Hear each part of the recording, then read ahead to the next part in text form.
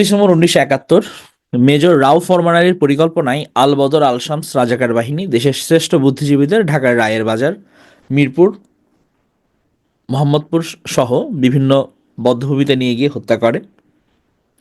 হত্যাকাণ্ডের নেতৃত্ব দেন আল বদর বাহিনীর আশরাফুজ্জামান খান ও চৌধুরী মঈনুদ্দিন। হঠাৎ মনে হলো সারিয়া নিয়াজ ভাই কথা বলছেন। হ্যাঁ, আমাদের নাকি সবারই ভয়েস নিয়ে পিটিএতে কাছাকাছি লাগে, সবাই এটা বলেন। ও আচ্ছা, আপনারা তো এখানে অনেকে নতুন জয়েন করেছেন না, পরিচয় দেওয়া হয়নি। আমি ডাক্তার সিদ্ধার্থ শঙ্কর দাস, ইনস্ট্রাক্টর পিটুয়ে। আপনাদের সাথে আছি। 6 এম ক্লাবে যারা নতুন জয়েন করেছেন তাদের সাথে মাঝে মধ্যে আমাদের দেখা হবে। তাহলে 25 মার্চ রাতেই শুরু হয় বুদ্ধিজীবী নিধন যজ্ঞের সূচনা। তবে মুক্তিযুদ্ধের শেষ পর্যায়ে এই হত্যাযজ্ঞ ভয়াবহ রূপ নেয়। ঢাকা বিশ্ববিদ্যালয়ের অধ্যাপক মুনীর চৌধুরী ও মোফাজ্জল হায়দার চৌধুরী এবং সাহিত্যিক শহীদুল্লাহ কায়সার প্রমুখকে তাদের বাসা থেকে তুলে নিয়ে হত্যা করা হয়। বুদ্ধিজীবীদের বিভিন্ন নির্যাতন কেন্দ্রে নিয়ে দৈহিক নির্যাতনের পর হত্যা করা হয়। এই ধরনের নির্যাতন কেন্দ্র ছিল Mirpur, Mohammadpur physical training centre সহ কয়েকটি এলাকায়। বেশিরভাগ বুদ্ধিজীবীকে 14 ডিসেম্বর হত্যা করা হয়। উত্তরাঞ্চলে বগুড়ায় ছিল পাকিস্তানি বাহিনীর সদর দপ্তর, বড় সামরিক ঘাঁটি। আচ্ছা, এখানে ও এটার মানে 14 ডিসেম্বরের দিনপঞ্জি বলেছে আর কি, এখানে শুধু বুদ্ধিজীবী হত্যা নিয়ে বলেনি। আচ্ছা, উত্তরাঞ্চলের বগুড়ায় ছিল পাকিস্তানি বাহিনীর সদর দপ্তর, বড় সামরিক ঘাঁটি। যৌথ বাহিনী বগুড়া শহরের উপকণ্ঠে পৌঁছালে পাকিস্তানি বাহিনী তাদের প্রতিরোধের চেষ্টা করেও ব্যর্থ হয়। যৌথ বাহিনীর ট্যাঙ্ক আস্তে আস্তে শহরে এগোয়। পাকিস্তানি সেনারা শহরে অবস্থান নিয়ে লড়াই চালিয়ে যায়। এরপর হচ্ছে শহীদ হন বীরশ্রেষ্ঠ মহিউদ্দিন জাহাঙ্গীর। 13 ডিসেম্বর রাতে তিনি সহযোদ্ধাদের নিয়ে মহানন্দা নদী পেরিয়ে অবস্থান নেন রেহাইচরে। মহিউদ্দিন জাহাঙ্গীরদের অবস্থানের অদূরেই ছিল পাকিস্তানিদের শক্ত প্রতিরক্ষা। তিনি সহযোদ্ধাদের নিয়ে সেখানে আক্রমণ চালান। কোনো ফল না হয় তিনি মরিয়া হয়ে ক্রল করে একটি বাংকারের দিকে এগিয়ে যান। বাংকারে ছিল পাকিস্তানের এলএমজি পোস্ট। গ্রেনেড ছুড়ে বাংকারটি ধ্বংস করতে তিনি সেটার কাছে গিয়ে শহীদ হন। কিন্তু আরেক বাংকারে থাকা পাকিস্তানি সেনারা তাকে দেখে গুলি ছোড়ে। গুলিটি কপালে লাগলে তিনি ঘটনাস্থলে শহীদ হন। বীর মুক্তিযোদ্ধারা পরে মহিউদ্দিন জাহাঙ্গীরের মরদেহ উদ্ধার করে সোনা মসজিদ প্রাঙ্গণে সমাহিত করেন। তাহলে হচ্ছে গিয়ে বীরশ্রেষ্ঠ মহিউদ্দিন জাহাঙ্গীর উনি হচ্ছে গিয়ে শহীদ হয়েছেন কিন্তু 14 ডিসেম্বর, এবং ওনার মরদেহ এটা আসে কিন্তু কোথায় শায়িত করা হয়েছে? সোনা মসজিদ প্রাঙ্গণে। এটা কিন্তু একটা প্রিলির প্রশ্ন। হ্যাঁ। মালিক সহ মন্ত্রিসভার পদত্যাগ।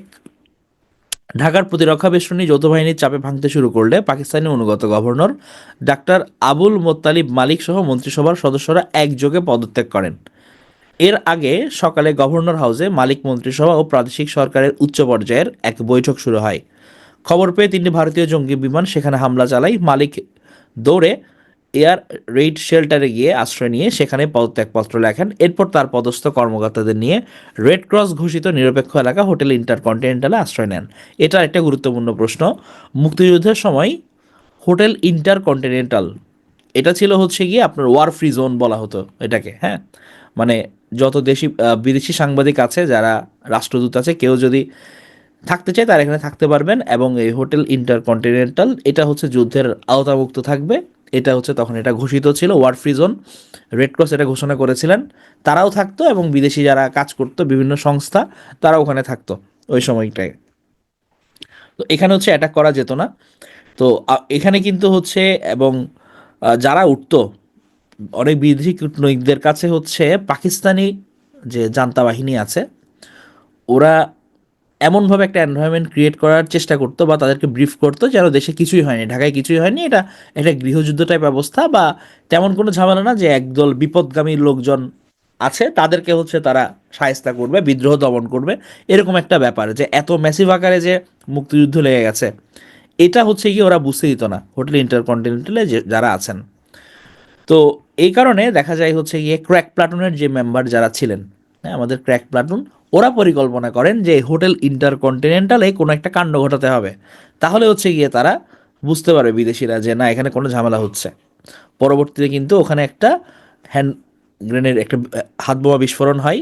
মানে ছোট করে হতাহত হয়নি, কিন্তু অ্যাটলিস্ট তাদেরকে জানান দেওয়া যায় যে না এখানে দেশে যুদ্ধ চলছে। এই অভিযানটা ক্র্যাক প্লাটুন পরিচালনা করেছিল, যাতে ওদেরকে বোঝানো যায় যে না দেশে আসলেই হচ্ছে ম্যাসিভ আকারে যুদ্ধ চলছে। নুরুল আমিনের নেতৃত্বাধীন কোয়ালিশন সরকারের 7 জন চীন ও যুক্তরাষ্ট্রের কাছে এক যুক্ত বিবৃতিতে বলেন তারা সাহায্য করতে সামান্য বিলম্ব করলেও পাকিস্তানি অস্তিত্ব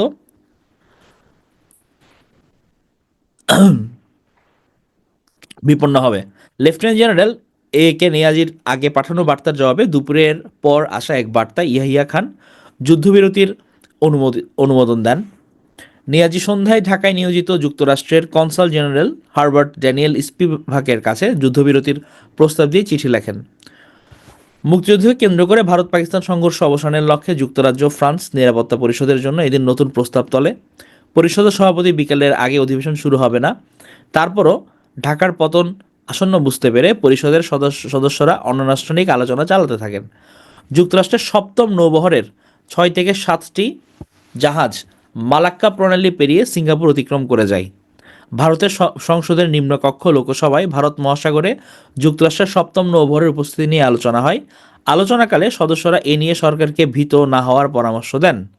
ফ্রান্সের প্রেসিডেন্ট জর্জ পম্পিদু আজওয়ার যুক্তরাষ্ট্রের প্রেসিডেন্ট রিচার্ড নিক্সনের সঙ্গে বৈঠককালে ভারত পাকিস্তান সংঘর্ষের ব্যাপারে যুক্তরাষ্ট্রের অনুসৃত নীতি ঠিক নয় বলে জানান।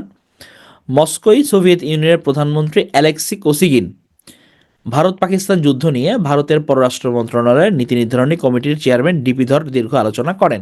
তাহলে দেখেন এখানে আরেকটা প্রশ্ন চলে এসছে, সেটা হচ্ছে সোভিয়েত ইউনিয়নের প্রধানমন্ত্রী এ সময় কে ছিলেন? মুক্তিযুদ্ধ চলাকালীন সোভিয়েত ইউনিয়নের প্রেসিডেন্ট ছিলেন হচ্ছে আলেক্সি কোসিগিন, আর যুক্তরাষ্ট্রের প্রেসিডেন্ট ছিলেন রিচার্ড নিক্সন। এগুলো কিন্তু পরীক্ষায় আসতে দেখা যায়।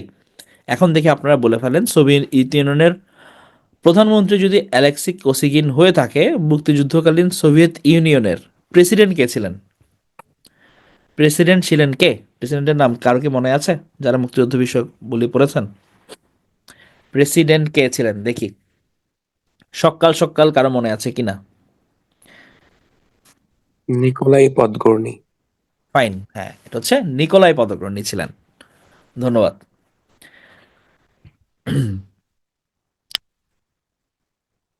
তাহলে মুক্তিবাহিনী ঢাকা অভিমুখে সাঁড়াশি অভিযান। মুক্তিবাহিনী ভারতীয় বাহিনীর সমন্বয়ে গড়া যৌথ বাহিনী বিভিন্ন দিক দিয়ে ঢাকায় অগ্রসর হয়। একটি বড় দল ফরিদপুর থেকে ঢাকার পথে মধুমতি নদী অতিক্রম করে। দ্রুত ঢাকায় পৌঁছানোর জন্য দলের দুটি ব্রিগেড পাকিস্তানি সেনাদের অবস্থান এড়িয়ে দুই ভাগে নদী পার হয়। যৌথ বাহিনীর একটি ব্রিগেড মানিকগঞ্জকে পাকিস্তানি সেনা মুক্ত করে সাভারের দিকে এগিয়ে আসে। আরেক দল ঢাকার উত্তর দিকে তুরাগ নদীর পারে পাকিস্তানি সেনাদের মুখোমুখি হয়। পশ্চিম উত্তর সীমানা বরাবর চন্দ্রা সাভার মিরপুর অঞ্চল ধরে এগিয়ে আসতে থাকে যৌথ বাহিনীর আরেকটি ব্রিগেড। মুক্তিবাহিনীর কে ফোর্সের অধিকাংশ দল মুরাপাড়া পৌঁছে যায়। শীতলক্ষা পার হয়ে তারা বালু নদের পারে অবস্থান নেয়। হেলিকপ্টারে করে যৌথ বাহিনী গোমতী পার হয়ে মেঘনা তীরবর্তী বৈদ্যের বাজারে অবস্থান নেয়। যৌথ বাহিনী কুমিল্লা অতিক্রম করে চট্টগ্রামের 5 মাইলের মধ্যে পৌঁছায়। ভারতীয় রণতরী থেকে বিমান এসে চট্টগ্রামে আক্রমণ চালায়। কক্সবাজারেও হামলা চলে। পাকিস্তানি সেনাদের জলপথে পালানোর পথ রুদ্ধ হয়ে যায়। উত্তরাঞ্চলে বগুড়াই ছিল পাকিস্তানি বাহিনীর সদর দপ্তর এবং বড় সামরিক ঘাঁটি। যৌথ বাহিনী বগুড়া শহর উপকণ্ঠে পৌঁছালে পাকিস্তানি বাহিনী তাদের প্রতিরোধের চেষ্টা করেও ব্যর্থ হয়। যৌথ বাহিনীর ট্যাঙ্ক আস্তে আস্তে শহরে এগোই। পাকিস্তানি সেনারা শহরে অবস্থান নিয়ে লড়াই চালিয়ে যায়। তাহলে এটা ছিল 14ই ডিসেম্বরের। এখানে কিছু তাহলে ইম্পর্টেন্ট আমরা যেগুলো পিক করতে পেরেছে, যে আমাদের শহীদ বুদ্ধিজীবী দিবস তো আজকে 14 ডিসেম্বর, এটা আমরা সবাই জানি। বীরশ্রেষ্ঠ মহিউদ্দিন জাহাঙ্গীর এদিন শহীদ হন এবং ওনাকে সমাহিত করা হয় সোনা মসজিদ প্রাঙ্গণে। মুক্তিযুদ্ধের সময় নিরপেক্ষ এলাকা ছিল রেড ক্রস ঘোষিত। এটা হচ্ছে হোটেল ইন্টারকন্টিনেন্টাল, এটা ছিল ওয়ার ফ্রি জোন। এবং মুক্তিযুদ্ধকালীন যুক্তরাষ্ট্রের প্রেসিডেন্ট ছিলেন রিচার্ড নিক্সন এবং সোভিয়েত ইউনিয়নের প্রধানমন্ত্রী ছিলেন অ্যালেক্সি কোসিগিন। এবং আমরা জানি যুক্তরাষ্ট্র সপ্তম নৌবহর প্রেরণ করেছিলেন। এই ইনফরমেশনগুলো একটু মনে রাখবেন। মানুষকে তারা মুক্তিগামী করতে চেয়েছিলেন, এটা সৈয়দ মোহাম্মদ শাহেদের একটা বিশেষ লেখা। চলেন আমরা এটা একবার দ্রুত পড়ে আসি। উনি উপাচার্য, রবীন্দ্র সৃজনকলা বিশ্ববিদ্যালয়। আর 2 দিন পরই বাংলাদেশের স্বাধীনতা যুদ্ধের বিজয়ের দিন 16 ডিসেম্বর 1948 সালের ভাষা আন্দোলনের প্রথম পর্ব থেকে 1952 সালের 21 ফেব্রুয়ারি, 1954 সালের হক ভাসানী সোহরাওয়ার্দীর নেতৃত্বে যুক্তফ্রন্টের বিজয় ও পূর্ব বাংলার স্বায়ত্তশাসনের আকাঙ্ক্ষা, 1962 সালের ছাত্র আন্দোলন, 1966 সালের 6 দফা ঘোষণা, 1969 সালের গণঅভ্যুত্থানের রক্তাক্ত সিঁড়ি বেয়ে আমরা পৌঁছেছিলাম 1971 সালের অসহযোগ আন্দোলনে। 1971 সালের সশস্ত্র মুক্তিযুদ্ধ ছিল এরই চূড়ান্ত পর্ব। তাহলে প্রথম প্যারার মধ্যেই কিন্তু আমাদের যে ইভেন্টফুল ঘটনাগুলো 48, 52, 54, 62, 66, 69, 71, হ্যাঁ, এগুলো উনি নিয়ে এসছেন। এবং আপনারা যখন হচ্ছে মাঝে মাঝে এটা আসতে দেখা যায় রিটেনে এসেছিল দু একবার যে আমাদের স্বাধীনতা যুদ্ধের বিবরণ দাও, 20 নম্বরের প্রশ্ন। তখন হচ্ছে দেখা যায় কি যে এই যে উনি সাল যেগুলো উল্লেখ করেছেন গুরুত্বপূর্ণ, এগুলোর হচ্ছে বর্ণনা দিতে হয়। বিশ্বের স্বাধীনতা সংগ্রামের ইতিহাসে বাংলাদেশের মুক্তিযুদ্ধ নানা মাত্রা ও বিবেচনায় অনন্য। প্রকৃতপক্ষে এটা ছিল একটা জনযুদ্ধ, যাতে গুটিকয় অন্ধ পাকিস্তান ভক্ত ছাড়া এদেশের সব মানুষ অংশ নিয়েছিল, কেউ অস্ত্র হাতে, কেউ কোনো না কোনোভাবে তাদের সহযোগিতা করে। তাদের নেতৃত্বের একটা অংশ পাকিস্তান আন্দোলনের নেতা বা কর্মী ছিলেন। স্বাধীনতার আকাঙ্ক্ষা তাদের দ্বিতীয়বারের মতো দীর্ঘ সংগ্রামের যাত্রী করেছিল। শেখ মুজিবুর রহমানের বজ্রকণ্ঠ কিংবা সৈয়দ নজরুল তাজউদ্দিন ওসমানের নেতৃত্বে প্রবাসী সরকারের যুদ্ধ পরিচালনা এই পথ চলার অবিচ্ছেদ্য অংশ। বাংলাদেশের স্বাধীনতা সংগ্রামে লাখ লাখ মানুষ শহীদ হয়েছিলেন। ছাত্র ও চাকরিজীবীদের রক্তের সঙ্গে মিশে গিয়েছিল কৃষক ও শ্রমিকের রক্ত। তৎকালীন বাঙালি সেনা, ইপিআর, পুলিশের সঙ্গে জনতার রক্ত। এত রক্ত দিয়ে স্বাধীনতার মূল্য পরিশোধ করতে হয়েছিল, কারণ বাঙালি জাতিকে লড়াই করতে হয়েছিল একটি সুসজ্জিত সেনাবাহিনীর বিরুদ্ধে। বিশ্বের দুই পরাশক্তি তাদের সর্বাত্মক সমর্থন দিয়েছিল। তখন গণতন্ত্র, মানবাধিকারের পদদলনের বাস্তবতা অনেকেই ভুলে গিয়েছিলেন। 25শে মার্চের কাল রাত থেকে বিজয় অর্জন পর্যন্ত পাকিস্তানি সেনাবাহিনীর আক্রমণের একটা প্রধান লক্ষ্য ছিল শিক্ষা প্রতিষ্ঠান, বিশেষত বিশ্ববিদ্যালয় ও সংবাদপত্র। ছাত্র তরুণদের সঙ্গে শিক্ষক ও সাংবাদিকেরা হানাদার বাহিনীর বিশেষ লক্ষ্যে পরিণত হয়েছিলেন। শত্রুরা জানতো তরুণেরা আনতে পারে স্বাধীনতার লাল সূর্য ছিনিয়ে, আর শিক্ষক সাংবাদিকের মতো পেশাজীবীরা থাকেন তাদের পেছনে। শিক্ষা তথ্য মানুষের দৃষ্টিকে সম্মুখে অপারিত করে, তখন তারা অন্যায় অত্যাচারের স্বরূপ দেখতে পায় এবং এর বিরুদ্ধে রুখে দাঁড়ায়। বাংলাদেশের মানুষ 8 দশক ধরে বারবার এই দৃশ্য দেখেছে। 1971 সালের 14 ডিসেম্বরকে কেন্দ্র করে শিক্ষক, সাংবাদিক, পেশাজীবীদের হত্যা করা হয়েছিল এই বাংলায়। তাই এই দিনটিকে পালন করা হয় শহীদ বুদ্ধিজীবী দিবস রূপে। তাতে স্মরণ করা হয় মুক্তিযুদ্ধ চলাকালে শহীদ সব বুদ্ধিজীবীকে। অনেকে এই হত্যার দায় নিয়ে বিভ্রান্তি ছড়াতে চান, কিন্তু পাকিস্তানি সেনা কর্মকর্তা রাও ফরমান আলীর ডায়েরি সহ পাকিস্তানি জেনারেলের স্বীকারোক্তি স্পষ্ট কারাই হত্যাকারী। এখানে কিন্তু যে বুদ্ধিজীবী যে নিধন হয়েছিল, এগুলো কিন্তু হচ্ছে মানে এটার মূল পরিকল্পনা ছিল কিন্তু হচ্ছে রাও ফরমান আলীর, হ্যাঁ, এবং আমাদের দেশীয় দোসররা তাদেরকে সহায়তা করেছিল। এই বুদ্ধিজীবীদের অপরাধ ছিল তারা পূর্ব বাংলার ওপর পাকিস্তানি বঞ্চনার ইতিবৃত্ত তৈরি করেছিলেন। তারা মুক্তিযোদ্ধাকে অনুপ্রাণিত করেছিলেন। শহীদুল্লাহ কায়সার বা সিরাজউদ্দিন হোসেনের মতো সাংবাদিক, মুনির চৌধুরী বা জিসি দেবের মতো শিক্ষক একটি সুখী সুন্দর দেশের স্বপ্ন দেখেছিলেন। তারা চেয়েছিলেন স্বাধীনভাবে বাঁচা যায়, এমন একটি দেশ যেখানে সবাই মুক্ত পরিবেশে জীবনযাপন করতে পারবে। মানুষের মধ্যে, সমাজের মধ্যে, রাষ্ট্রের মধ্যে কোনো ধরনের বৈষম্য তাদের কাম্য ছিল না।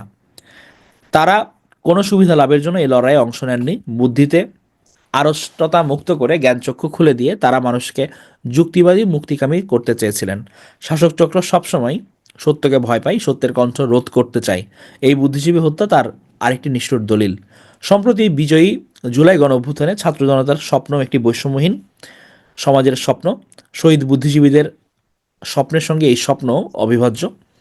এই স্বপ্ন মানুষে মানুষে সমাজের মধ্যে বৈষম্য নিশ্চিহ্ন করার স্বপ্ন, একটি দুর্নীতিমুক্ত দেশের স্বপ্ন, যেখানে সবাই নির্ভয়ে নিজ নিজ মত প্রকাশ করবে, সহিষ্ণুতা নিয়ে অন্যের মত শুনবে এবং তাকে অশ্রদ্ধা করবে না। যার যার ধর্ম পালন করবে আনন্দের সঙ্গে, বিশ্বাস বা আদর্শের সঙ্গে কেউ নিগ্রহের শিকার হবে না। অতিরিক্ত শক্তি প্রয়োগ বা ভয়ের সংস্কৃতি যে কল্যাণ বয়ে আনে না, তা আরও মানুষ দেখল। 1952 সালের ভাষা শহীদ থেকে সাম্প্রতিক জুলাই গণ অভ্যুত্থানের শহীদ, সবাই ওপার থেকে কান পেতে আছেন। তাদের স্বপ্নের বাংলাদেশের আনন্দধ্বনি কবে এই আকাশে বাতাসে ধ্বনিত হবে। খুবই সুন্দর লাইন দিয়ে শেষ করলো। হ্যাঁ, আচ্ছা। ভাইয়া ইনি তো হচ্ছে ওই যে নতুন চর্যাপদ লিখেছিলেন। হ্যাঁ, হ্যাঁ, হ্যাঁ, হ্যাঁ, এই শহীদ মোহাম্মদ শাহেদ ভালো জিনিস অ্যাড করলেন। ধন্যবাদ আপু। ওদের যে নবচর্যাপদ উনি কিন্তু রচনা করেছেন, সৈয়দ মোহাম্মদ শাহেদ স্যার।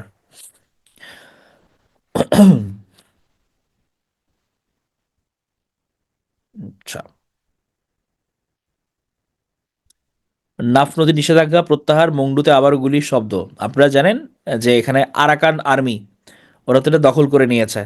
হ্যাঁ, রোহিঙ্গা অধ্যুষিত মংডু টাউনশিপের নিয়ন্ত্রণ এখন একটা তীব্র অস্থিরতা বিরাজ করছে, এবং ওরা কিন্তু নাফ নদীতে যে চলাচলের ব্যাপারটা, এই ব্যাপারে হচ্ছে নিষেধাজ্ঞা জারি করেছে আরাকান আর্মি। তবে এটা গত শুক্রবার প্রত্যাহার করে নেওয়া হয় বাংলাদেশ অংশের যে নিষেধাজ্ঞা। এখানে আস্তে আস্তে স্বাভাবিক হচ্ছে। তবে টেকনাফের কোনো নৌযান যাতে বাংলাদেশের জলসীমা অতিক্রম করে মিয়ানমারের জলসীমায় প্রবেশ না করে, সেজন্য বিশেষ সতর্কতা অবলম্বন করা হচ্ছে।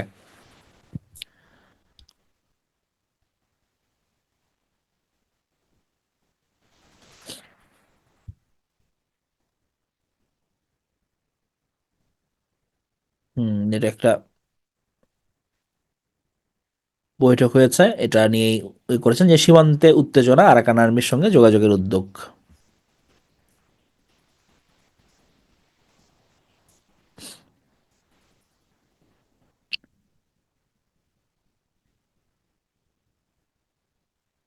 মানে রাখাইন রাজ্যে আরাকান আর্মি এখন প্রধান শক্তি উল্লেখ করে আলতাফ পারভেজ বলেন, এখন আর মিয়ানমার সরকার চাইলেও রোহিঙ্গাদের আরাকানে ফেরত পাঠানো সম্ভব নয়। রোহিঙ্গাদের ফেরত পাঠাতে হলে আরাকান আর্মিরও সম্মতি লাগবে, এটা নতুন বাস্তবতা। তবে আরাকান থেকে পুরোপুরি মিয়ানমারের সামরিক বাহিনীকে উৎখাত করা যায়নি, ফলে রোহিঙ্গাদের ফেরত পাঠানোর জন্য বামারদেরও সম্মতি লাগবে। রোহিঙ্গাদের স্বার্থ দেখতে গিয়ে মিয়ানমার ও আসিয়ান জোটভুক্ত দেশগুলোর সঙ্গে বাংলাদেশের অর্থনৈতিক সম্ভাবনা বিকশিত করতে পারেনি বলেও মনে করেন আলতাফ পারভেজ। তিনি মনে করেন আগের বিদেশ নীতির প্রায় আমূল পুনর্ভাবনাও প্রয়োজন। হ্যাঁ, এটা কিন্তু সত্যি যে আরাকান আর্মি যেহেতু দখল করেছে, এখানে কিন্তু রোহিঙ্গাদের প্রত্যাবাসন মানে আরও থ্রেটের মুখে পড়ে গেল। আচ্ছা, আপনারা বলেন তো যে আরাকান আর্মি এটা কি মানে রোহিঙ্গাদের জন্য ভালো, মানে এটা কি ওদের দল নাকি অন্য কারো দল বা সমমনা দল কিনা? Any idea? কেউ কি পড়েছেন? আরাকান আর্মিটা মূলত হচ্ছে জান্তা বাহিনীর বিরুদ্ধে যুদ্ধ করতেছে। তো হ্যাঁ। এখন দেখা যায় যে কিছু রোহিঙ্গারা হচ্ছে মানে নাগরিকত্ব ফিরে পাওয়ার আশায় হচ্ছে জান্তা বাহিনীর পক্ষে আর কি, তাদের পক্ষ হয়ে যুদ্ধ লড়ছে আর কি, যেটা কিনা আরাকান আর্মির বিরুদ্ধে। হুম হুম, হুম। হ্যাঁ, ঠিক আছে, কনসেপ্ট। এখানে মূলত হচ্ছে কি আমরা ওই যখন ব্রাদারহুড অ্যালায়েন্স গঠন হয়েছে বা অপারেশন 1027 চালিয়েছে যারা, তখন যে বিদ্রোহী গোষ্ঠীগুলো ছিল ওখানের মধ্যে তো আরসা ছিল, হ্যাঁ, যেগুলো হচ্ছে আরাকান মানে রোহিঙ্গাদের বাহিনী। কিন্তু এখানে মূলত আরাকান আর্মি যেটা, এটা কিন্তু হচ্ছে অরিজিনাল রাখাইন যারা বেসিক্যালি যারা ধর্মীয় দিক থেকে বৌদ্ধ, ওদের বাহিনী। এবং ওদের সঙ্গে কিন্তু রোহিঙ্গাদের একটা কনফ্লিক্ট আছে। হ্যাঁ, তো এই কারণে হচ্ছে আপনার আবার রোহিঙ্গারা যে বর্ডার ক্রস করে আমাদের এখানে ঢুকবে এরকম কিন্তু একটা সম্ভাবনা ক্রিয়েট হয়েছে আরাকান আর্মির কারণে। এবং ওদের মেইন ল্যান্ডই যেহেতু পুরোটা দখল করে ফেলেছে, তো এই কারণে রোহিঙ্গাদের যে পুরোনায় ফেরত পাঠানোর যে ব্যাপারটা, এটা কিন্তু একটা থ্রেটের মুখে পড়ে গেল। হুম। এইগুলো নিয়ে হচ্ছে ওনারা আসলে আলোচনা করেছেন।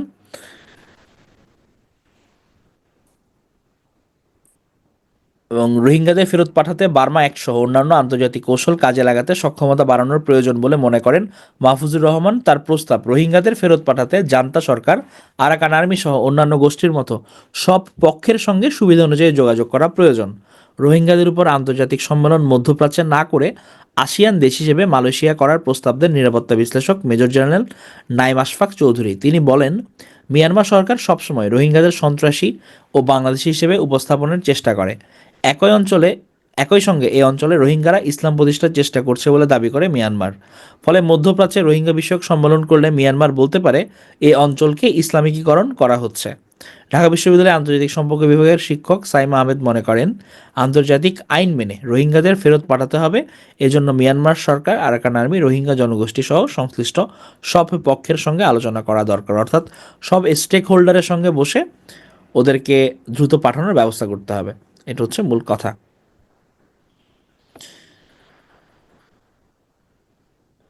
এই যে মহিউদ্দিন জাহাঙ্গীরের 53তম শাহাদাত বার্ষিকী আজ, এটা আমরা দেখলাম সোনা মসজিদ প্রাঙ্গণে ওনাকে সমাহিত করা হয়েছে।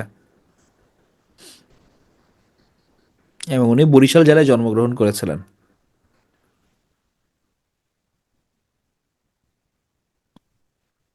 শহীদ বুদ্ধিজীবী দিবস ডক্টর আমিন উদ্দিনকে নিয়ে একটু লেখা হয়েছে।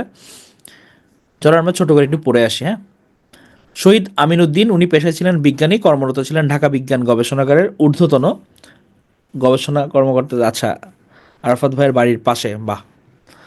ধীশক্তি সম্পন্ন ডক্টর আমিনউদ্দিন তার অবসর সময় কাটাতেন সাহিত্য চর্চা, মানব ইতিহাস পাঠ করে। তার পাঠ অনুরাগ ছিল ঈর্ষণীয়। এই অসাধারণ গুণসম্পন্ন বিনয় নম্র মানুষটির গুণমুগ্ধ কয়েকজন সহকর্মী বন্ধু এখনও সায়েন্স ল্যাবরেটরিতে কর্মরত রয়েছেন। তরুণ বিজ্ঞানী ডক্টর আমিনউদ্দিন ছিলেন রাজনীতি সচেতন, কিন্তু বিশেষ কোনো দলভুক্ত ছিলেন না। সায়েন্স ল্যাবরেটরিতে সেই 60-এর দশকে মার্ক্সীয় মতবাদ পুষ্ট বিজ্ঞানী হিসেবে বন্ধুমহলে তিনি ছিলেন বিশেষভাবে আলোচিত।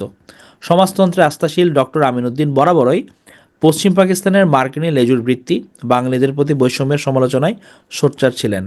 60-এর দশকে মনেমি সাম্প্রদায়িকতা যখন সমগ্র বাংলাদেশকে এক হানাহানির ঘূর্ণাবর্তে ফেলে পশ্চিম পাকিস্তানিদের রাজনৈতিক ফায়দা লোটার সুযোগ করে দিয়েছিল, তখনই তিনি তার সহকর্মী বন্ধুদের বলতেন, বাঙালিদের তিনি একদিন পশ্চিমী নাগপাশ থেকে মুক্তি পেতেই হবে। পরিতাপের বিষয়, যাদের তিনি একথা বলতেন তার অধিকাংশ ছিলই ধর্মান্ধ এবং জাতিসত্তাহীন। এইসব ধর্মোন্মাদ সহকর্মীর অনেকে বাংলাদেশের স্বাধীনতা যুদ্ধকে মেনে নিতে পারেনি।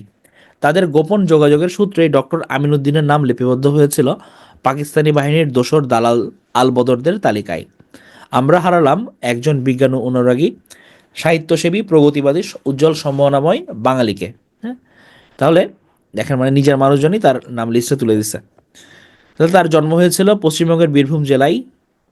অত্যন্ত মেধাবী ছিলেন। ঢাকা থেকে 54 সালে ম্যাট্রিক পাস করেন। এরপর রাজশাহী বিশ্ববিদ্যালয় থেকে উনি পড়াশোনা কমপ্লিট করেছিলেন। এরপর কিছুদিন রসায়নবিদ হিসেবে কাজ করেন অ্যাডব্রুক কোম্পানিতে। 1961 সালে ঢাকার সায়েন্স ল্যাবরেটরিতে রসায়নবিদ হিসেবে যোগ দেন।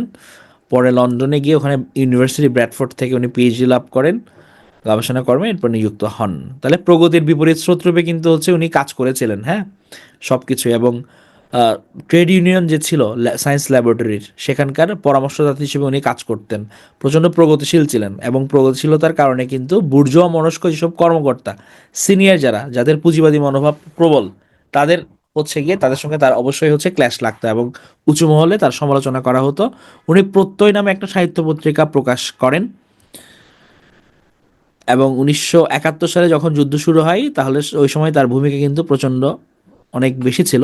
মার্চের অসহযোগ আন্দোলনে সক্রিয় অংশগ্রহণের উদ্দেশ্যে সায়েন্স ল্যাবরেটরি থেকে একটি বিক্ষোভ মিছিল বের করা হয়। সেই মিছিলে তারই রচিত স্লোগান "দেশের ডাকে দিল সারা প্রকৌশলী ও বিজ্ঞানীরা" সংবলিত ব্যানার নিয়ে ঢাকার রাজপথ পরিক্রমা করা হয়। মুক্তিযুদ্ধ চলাকালে ল্যাবরেটরির সহকর্মী বন্ধুদের কাছ থেকে নিয়মিত চাঁদা আদায় করে তিনি মুক্তিযোদ্ধাদের সরবরাহ করতেন। এ ব্যাপারে তিনি কঠোর গোপনীয়তা রক্ষা করতেন, কারণ জামায়াতীদের দৃষ্টি থেকে তিনি চাঁদাদাতাদের নিরাপদে রাখতে চাইতেন। অথচ নিজের নিরাপত্তার ব্যাপারে তিনি যথাযথ ব্যবস্থা গ্রহণ করেননি। 11 ডিসেম্বর কয়েক ঘন্টার জন্য কার্ফু শিথিল করলে তার 3 তরুণ বন্ধু বাসায় এসে কলোনি ছেড়ে অন্য কোথাও কিছুদিনের জন্য চলে যাওয়ার পরামর্শ দিলে তিনি বলেছিলেন, পরাজিত সৈন্যরা কখনো শহরের ভিতর অত্যাচার করার সময় পাবে না। স্বাধীনতা সংগ্রামের ঘটনা, সংক্ষুব্ধ অনিশ্চয়তার 9 মাসের সম্ভাব্য পরিস্থিতি অগ্রবীক্ষণে তিনি অসাধারণ দূরদৃষ্টির পরিচয় দিয়েছিলেন। কিন্তু ভুল তার হয়েছিল আলবদরদের তৎপরতা সম্বন্ধে তিনি সঠিক আঁচ করতে পারেননি। 13 ডিসেম্বর দুপুরের কারফিউ উপেক্ষা করে মুক্তিযোদ্ধার সঙ্গে যোগাযোগ রক্ষাকারী এক ব্যক্তি আমাদের বাসায় এলে সংগ্রহীত চাঁদার অর্থ হস্তান্তরের সময় আমি ব্যাপারটা কিছু আঁচ করি। সুদীর্ঘ 9 মাস তিনি নিজে গিয়ে চাঁদার টাকা দিয়ে আসতেন বলে আমি ততদিন এই বিষয়ে সম্পূর্ণ অজ্ঞ ছিলাম। কারফিউর মধ্যে যোগাযোগ রক্ষাকারী ব্যক্তিটি বাসায় এসে পড়ায় আমার কাছে ব্যাপারটা পরিষ্কার হয়ে যায়, কিন্তু এরপরও আমি আমার স্বামীর কাছ থেকে ব্যক্তির পরিচয় জানতে পারিনি। 14 ডিসেম্বর ভোর থেকেই আমি জরুরি প্রয়োজনীয় টুকিটাকি জিনিস একটি বাক্সে ভরে বারবার তাকে বাসা ছেড়ে সপরিবারে অন্য কোথাও চলে যাবার জন্য চাপ দিচ্ছিলাম, কিন্তু আমার ভাই মঞ্জু তাকে বাধা দেওয়ায় শেষ পর্যন্ত আমাদের আর সায়েন্স ল্যাবরেটরি কলোনি ত্যাগ করা সম্ভব হয়নি। আমার স্বামীর অবশ্য বাসা ছেড়ে পালানোর ব্যাপারে দুদুল্য মান্যতা ছিল। ওই দিনই তার সঙ্গে একই সময়ে অপহৃত ডক্টর সিদ্দিক আহমেদও আলবদরদের নৃশংসতা সম্বন্ধে আঁচ করতে পারেননি। ঘাতকদের হানা দেওয়ার কিছুক্ষণ আগেও তিনি অন্য সিঁড়ির বাসা থেকে ছাদপথে পালিয়ে এসে আমার স্বামীকে বলেছিলেন, ভয়ের কিছুই নেই, আমরা জয়ী হবই। আহারে, তারা শেষ মুহূর্তেও আশা ছাড়েননি। এমনও এক তাসের মধ্যে সেদিন ভোর থেকে অনিশ্চিত এবং উদ্বেগাকুল সময় অতিবাহিত হচ্ছিল। বাইরে তখন প্রচণ্ড আকাশযুদ্ধ। কারফিউবন্দি ভীত সন্ত্রস্ত কলোনিবাসীদের অসহায়ের মতো মুহূর্ত গোনা ছাড়া উপায় ছিল না। সেই দুর্যোগের মধ্যে সকাল 8:15টার দিকে আততায়ীরা কলোনিতে এলো একটা জিপে চেপে, হাতে তাদের নামের তালিকা। পাশবিক উল্লাসে ফ্ল্যাটে ফ্ল্যাটে নেকড়ের ক্ষিপ্রতায় খুঁজতে লাগলো ডক্টর আমিনউদ্দিন, ডক্টর সিদ্দিক আহমেদ ও শামসুল আলমকে। কেউ যে আরেকজনকে সতর্ক করে দেবে কারফিউর জন্য, সে সুযোগ ছিল না। সে সময় আমার স্বামী আমাদের 2.5 মাসের একমাত্র পুত্র সন্তান আয়নের মুখে দুধের ফিডার ধরে রেখেছিলেন। আমি ছিলাম রান্নাঘরে। 8:30টার সময় নরপিশাচরা আঘাত করলো বাসার প্রবেশদ্বারে। মঞ্জু দরজা খুলতে গেলে তিনি বাধা দিয়ে বললেন, মঞ্জু তুমি যেও না, আমার বাসা থেকে তোমাকে ধরে নিয়ে যেতে দিতে পারি না আমি। তিনি নিজেই দরজা খুললেন। কালো মুখোশধারী 4 জন যুবক রাইফেল হাতে ডক্টর আমিনউদ্দিনের পরিচয় জেনেই ঝাঁপিয়ে পড়লো তার উপর। আমি স্বামীকে ছেড়ে দেওয়ার জন্য চিৎকার করে কেঁদে উঠলাম। মঞ্জুর সঙ্গে একটু কথা কাটাকাটি হতেই তাকে রাইফেলের বাট দিয়ে কাঁধে আঘাত করলো এক মুখোশধারী। তারপর রাইফেলের নলের মুখে আমার স্বামীকে তারই গামছা দিয়ে চোখ বেঁধে টেনে বের করে নিয়ে গেল নরপিশাচরা। সে সময় একজন মুখোশধারী আমাকে বলল, ভয়ের কিছু নেই বোন, 1 ঘন্টা পরেই আপনার স্বামীকে ফেরত দিয়ে যাব। আমি এই আশ্বাসে আশ্বস্ত হতে পারিনি। আমার স্বামীকে চোখ বেঁধে টেনে হিঁচড়ে রাইফেলের মুখে নিয়ে যাওয়ার সঙ্গে সঙ্গে আমি জ্ঞান হারিয়ে ফেলি। আমার আশঙ্কা অমূলক ছিল না, আমি স্বামীকে আর ফিরে পাইনি। হানাদারদের দ্বারা অপহৃত অনেক বিশিষ্ট বুদ্ধিজীবীর মতো আমার স্বামীর লাশও আজ খুঁজে পাওয়া যায়নি। আসলে শিউরে ওঠে ওই সময়কার ইভেন্টগুলো। মানে আরো দুঃখ লাগে যে যখন হচ্ছে অনেকে মুক্তিযুদ্ধের মতো ইভেন্টগুলোকে জাস্টিফাই করার চেষ্টা করে, হ্যাঁ, যে এটা একটা গৃহযুদ্ধ টাইপ ব্যাপার ছিল। এখনো এই ধরনের মানসিকতা মানুষজন আছে কিন্তু আশপাশে। এটা খারাপ লাগে তখন, যে এত আত্মত্যাগ হচ্ছে তাদের কাছে, মানে মানে প্রশ্নবিদ্ধ, প্যাথেটিক ব্যাপার স্যাপার। বায়ু দূষণ রোধে দৃশ্যমান পদক্ষেপ চাই জনগণ। অবস্থান কর্মসূচি করা হয়েছে ঢাকায়। যাক, মানুষের টনক নড়লে এটা বেশ ভালো।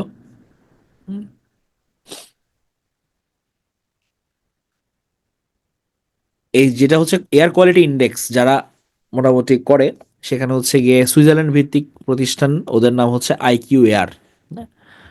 আপনারা গুগলে হচ্ছে তাদেরই বেসিক্যালি এটা আসে আর কি। দূষণের হচ্ছে কিছু উৎসের কথা, এগুলো যারা রিটেন দিবেন তারা টুকে রাখতে পারেন। ঢাকার বায়ু দূষণের 30% হয় নির্মাণ কাজ থেকে, ইটভাটা কারখানা থেকে হয় 29%, যানবাহন থেকে 15%, এছাড়া আন্তদেশীয় বায়ু প্রায় 10%, রান্নার চুলা প্রায় 9%, বর্জ্য পোড়ানো থেকে হচ্ছে 8% বায়ু দূষণ।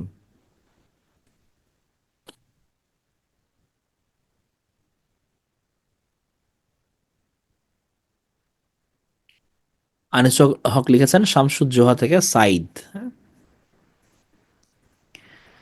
এখানে পুরো ইভেন্টটা উনি কম বেশি বর্ণনা করেছেন।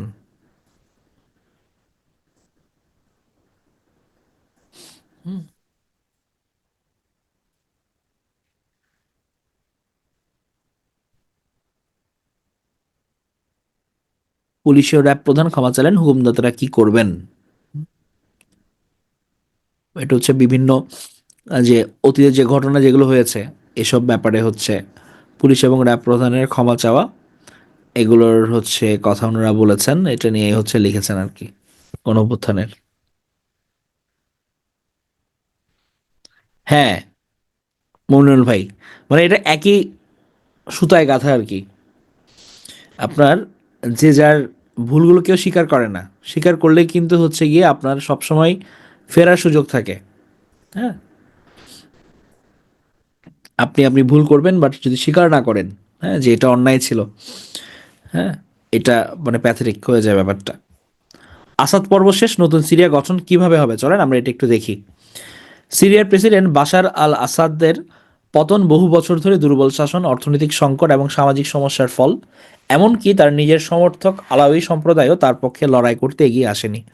আসাদের পতনের আরেকটি কারণ হলো রাশিয়া ইরানের মতো প্রধান মিত্রদের সমর্থন হারানো।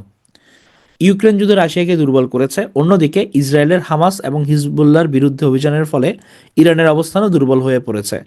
সিরিয়ার মানুষ আসাদের জন্য দুঃখ করবে না, কারণ তিনি এক কঠোর শাসক ছিলেন যিনি দেশের মানুষের সব দিক থেকে ব্যর্থ করেছেন। এখন অনেকেই রাস্তায় নেমে আনন্দ প্রকাশ করছেন। যারা দেশ ছেড়ে পালিয়ে শরণার্থী শিবিরে ছিলেন তারা ঘরে ফিরতে শুরু করেছেন। আসাদের পতন শুধু সিরিয়ার ভেতরেই নয়, পুরো অঞ্চলে ইতিবাচক প্রভাব ফেলতে পারে। আসাদের শাসন ইরান থেকে হিজবুল্লাহর কাছে অস্ত্র পরিবহন সহজ করেছিল। নতুন নেতৃত্ব এই প্রভাব কমাতে এবং স্থিতিশীল আঞ্চলিক ব্যবস্থা গড়ে তুলতে সহায়তা করতে পারে।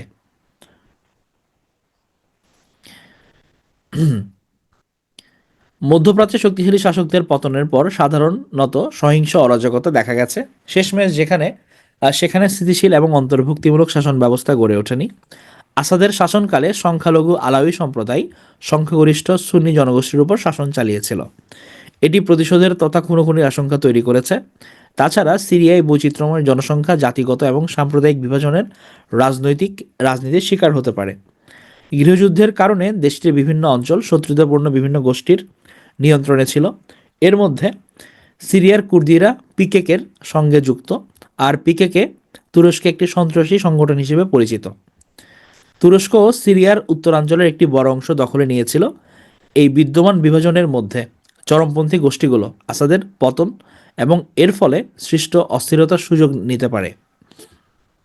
2014 সালের ইসলামিক স্টেট আবারও দেশটির একটা বড় অংশ দখল নেওয়ার চেষ্টা চালাতে পারে। এ কারণেই ইসরায়েলের সিরিয়ার সীমান্তের বাইরে একটি নিরাপত্তা অঞ্চল তৈরি করেছে।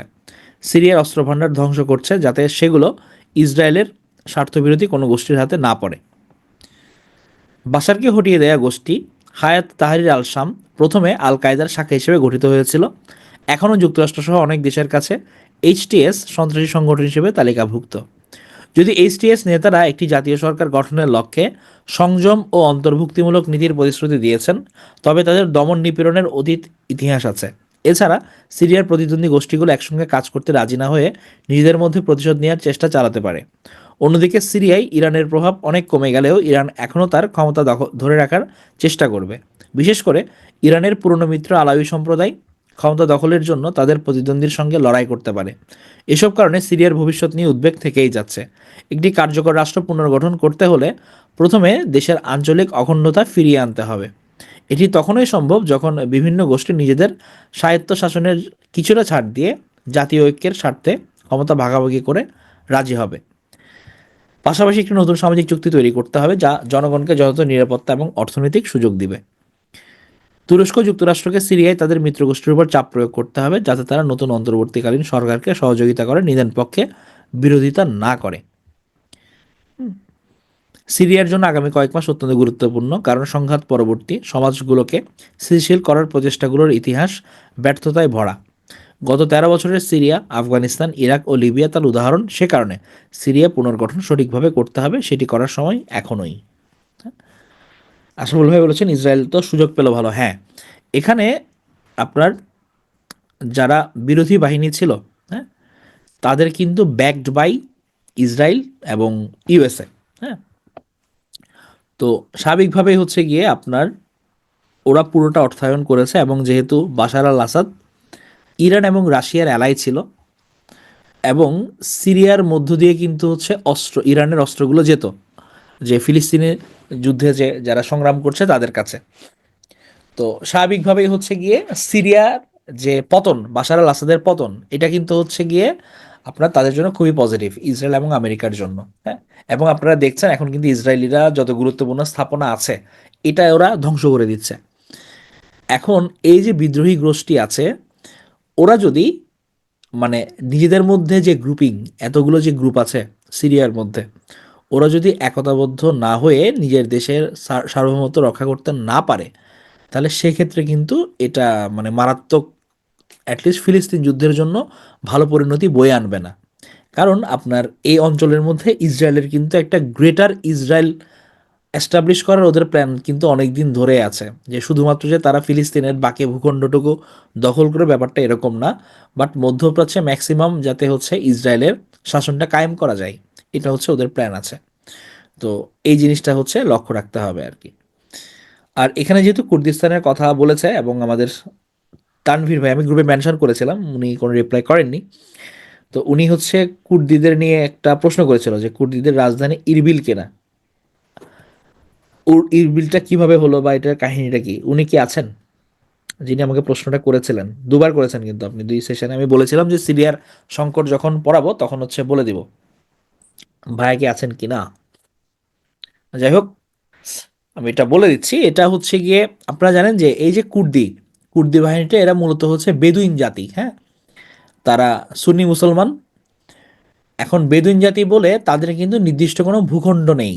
হ্যাঁ, এবং তারা মধ্যপ্রাচ্যের বিভিন্ন দেশ জুড়ে অনেক বছর ধরে আছে, এবং জাতি গোষ্ঠী যদি বিবেচনা করেন, ওরা কিন্তু মধ্যপ্রাচ্যের চতুর্থ বৃহত্তম জাতিগোষ্ঠী।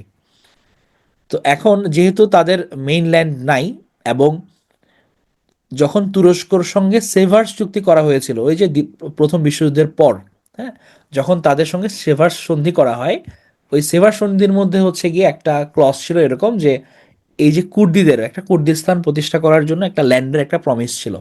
বাট ওই সময় কিন্তু তুরস্ক ওদের এই দাবিটা মেনে নেয় নাই, বা ওটা হচ্ছে ওটা ব্রেক করছে। তো তখন থেকে আসলে ওরা কম বেশি হচ্ছে চেষ্টা করছে যে এভাবে একটা কুর্দিস্তান এস্টাবলিশ করা যায় কিনা। তো পরবর্তীতে আপনার হচ্ছে দেখা যায় কি, যখন 1991-এর দিকে যখন গালফ ওয়ারটা হলো, তখন ইরাকে যে কুর্দি যে গ্রুপটা ছিল, ওরা কিন্তু তো বিভিন্ন দেশে আছে, সিরিয়াতে ছিল, লেবাননে আছে, ইরাকে আছে। হ্যাঁ, তো ইরাকের যে কুর্দি গ্রুপটা ছিল ওরা বেশ স্ট্রং হয়ে যায়। হ্যাঁ, এবং তারা বেশ ভালো ফাইট ব্যাক করে, এবং ওই সময় তাদের বীরত্ব দেখে ইউএসও কিন্তু তাদের পেছনে সাপোর্ট দেয়, হ্যাঁ, তাদের পিছনে ব্যাক করে। এবং ফলশ্রুতিতে দেখা যায় কি, যে ইরাকও চিন্তা করে যে ওদেরকে তো আসলে অ্যাভয়েড করে উপায় নাই, যদি আমি দেশে একটা ব্যালেন্স এস্টাবলিশ করতে চাই ওদেরকে অ্যাভয়েড করে উপায় নাই। এবং ইরাকের মোটামুটি পার্লামেন্ট এটা স্বীকৃতি দেয় যে ওরা যে অঞ্চলটা দখল করে আছে ইরাকের মধ্যে, এটা হচ্ছে ওরা স্বায়ত্তশাসন করুক, কোনো সমস্যা নেই। তখনই হচ্ছে গিয়ে এই যে কুর্দিরা, তারা তাদের ইরাকের মধ্যে তাদের যে স্বায়ত্তশাসিত অঞ্চল, ওখানে তারা তাদের রাজধানী স্থাপন করে, এটা হচ্ছে ইরবিল নাম। হ্যাঁ, তো এই কারণে হচ্ছে কুর্দিস্তানের রাজধানী যখন বলা হয়, ওরা হচ্ছে ওই ইরবিলকে হচ্ছে দেখায় যে আমাদের এখানে ইরাকের মাঝখানে আমাদের স্বায়ত্তশাসিত অঞ্চল, এবং এটার রাজধানীর নাম হচ্ছে ইরবিল। এবং বেশ কিছু এলাকা তাদের দখলে আছে এবং তাদের মোটামুটি জুরিসডিকশনেই চলে। তবে এটা কিন্তু ইরাকের যে পার্লামেন্ট, তারা হচ্ছে গিয়ে এটাকে স্বীকৃতি দিয়েছে মোটামুটি সংঘাত এড়ানোর জন্য। এই হচ্ছে কুর্দিস্তানের কাহিনী, ইরবিল কিভাবে আসলো এটার কাহিনী।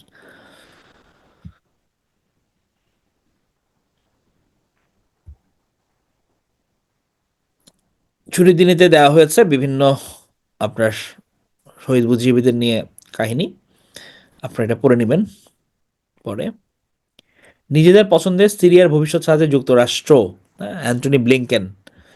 রাজনৈতিক পট পরিবর্তনের পর প্রথম দেশ হিসেবে সিরিয়ায় উচ্চ পর্যায়ের কর্মকর্তা পাঠিয়েছে তুরস্ক। সিরিয়ার চলমান বিশৃঙ্খলার সুযোগ নিয়েছে ইসরায়েল। বিভিন্ন অঞ্চলে ৫ শতাধিক হামলা। সামরিক ঘাঁটি সুরক্ষার জন্য সিরিয়ার নতুন সরকারের সঙ্গে যোগাযোগ শুরু মস্কোর। মধ্যপ্রাচ্য সফরে সিরিয়া নিয়ে আলোচনা করেছেন যুক্তরাষ্ট্রের পররাষ্ট্রমন্ত্রী অ্যান্টনি ব্লিংকেন। অলরেডি তারা খেলা শুরু করেছে সবাই যে যার মতো। তাহলে বিদ্রোহী নেতাদের সঙ্গে রাশিয়া যোগাযোগ স্থাপন করছে, হ্যাঁ, যে নতুন যে গ্রুপ ক্ষমতায় আসবে তারকে যাতে পক্ষে আনা যায়।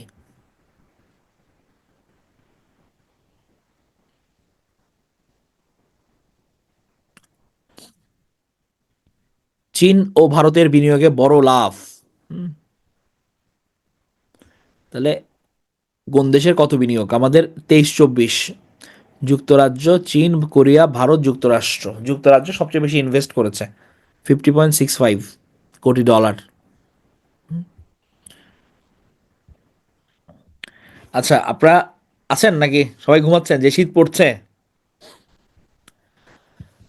নাকি সেশন করতে করতে ঘুমিয়ে গেছেন? কে কে ঘুমিয়েছেন হাত তুলেন। সারিয়া ভাই আছেন, ফাইন। ঘুমাইলে হাত তুলবে কিভাবে ভাই? এই কারণে তো বললাম, এই যে আপনি রিপ্লাই করলেন, ঘুমাইলে যারা ঘুমাচ্ছে তারা যাতে হাত তুলে, এটা ট্যাকটিক্স আর কি আমাদের।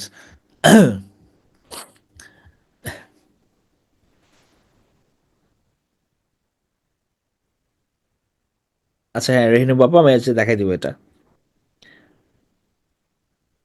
যাক, ঠিক আছে, ধন্যবাদ। হাঁটতে ক্লাস শুনছে, ঠিক আছে। এত কষ্ট করে যেহেতু উঠছেন, শুনে যান, শোনেন, নিউজ পেপার তো ওদের কাজে আসবে। আচ্ছা, এখানে আমরা এমন কিছু গুরুত্বপূর্ণ নেই আর। আর হচ্ছে আমাদের আরেকটা দুঃখের জিনিস, আমরা জানি সবাই কালকে এটা নিয়ে আসলে ফেসবুক সরব ছিল, প্রেমদ্রোহের কবি হেলাল হাফিজ উনি নেই। যদিও নিউজটা প্রথম পেজে দেওয়াটা উচিত ছিল, তারা শেষ পেজে দিল, দুঃখজনক ব্যাপারটা। তো হেলাল হাফিজকে হচ্ছে গিয়ে, ওনাকে তো কালকে হোস্টেল থেকে অজ্ঞান অবস্থায় উদ্ধার করা হয়। সুপার হোম যেটা ছিল, সুপার হোমে উনি ছিলেন। হ্যাঁ, আপনারা যারা শাহবাগ গেছেন তারা জানেন। আর ঠিক আপনার বিএসএম এর পাশের রোডটায়, হাবিবুল্লাহ বাহার রোডে, ওখানে হচ্ছে সুপার হোমটা আছে। তো ওখানেই আসলে উনি থাকতেন, ওখানে উনি মারা গেছেন। এবং এত কম কবিতা লিখে যে জননন্দিত হওয়ার ইতিহাস বাংলাদেশে আসলে খুব একটা নাই। ওনার সূচনা ঘটেছিল 60-এর দশকের উত্তাল সময়ে, 1969 সালের গণ অভ্যুত্থানের সময় রচিত নিষিদ্ধ সম্পাদকীয় কবিতাটি তাকে কবিখ্যাতি এনে দেয়। এবং তার প্রথম কাব্যগ্রন্থ ছিল যে জলে আগুন জ্বলে। এটা দিয়ে কিন্তু মানুষের হৃদয়ে আসন করে নেন হেলাল হাফিজ। হ্যাঁ, এবং হেলাল হাফিজ সম্বন্ধে কিন্তু এবার অবশ্যই পড়ে যাবেন। হ্যাঁ, এটা পরীক্ষা আসার খুবই ভালো সম্ভাবনা আছে প্রিলিতে। হেলাল হাফিজের জন্ম 1948 সালের 7 অক্টোবর নেত্রকোনায়, ঢাকা বিশ্ববিদ্যালয়ের ছাত্রাবস্থায়।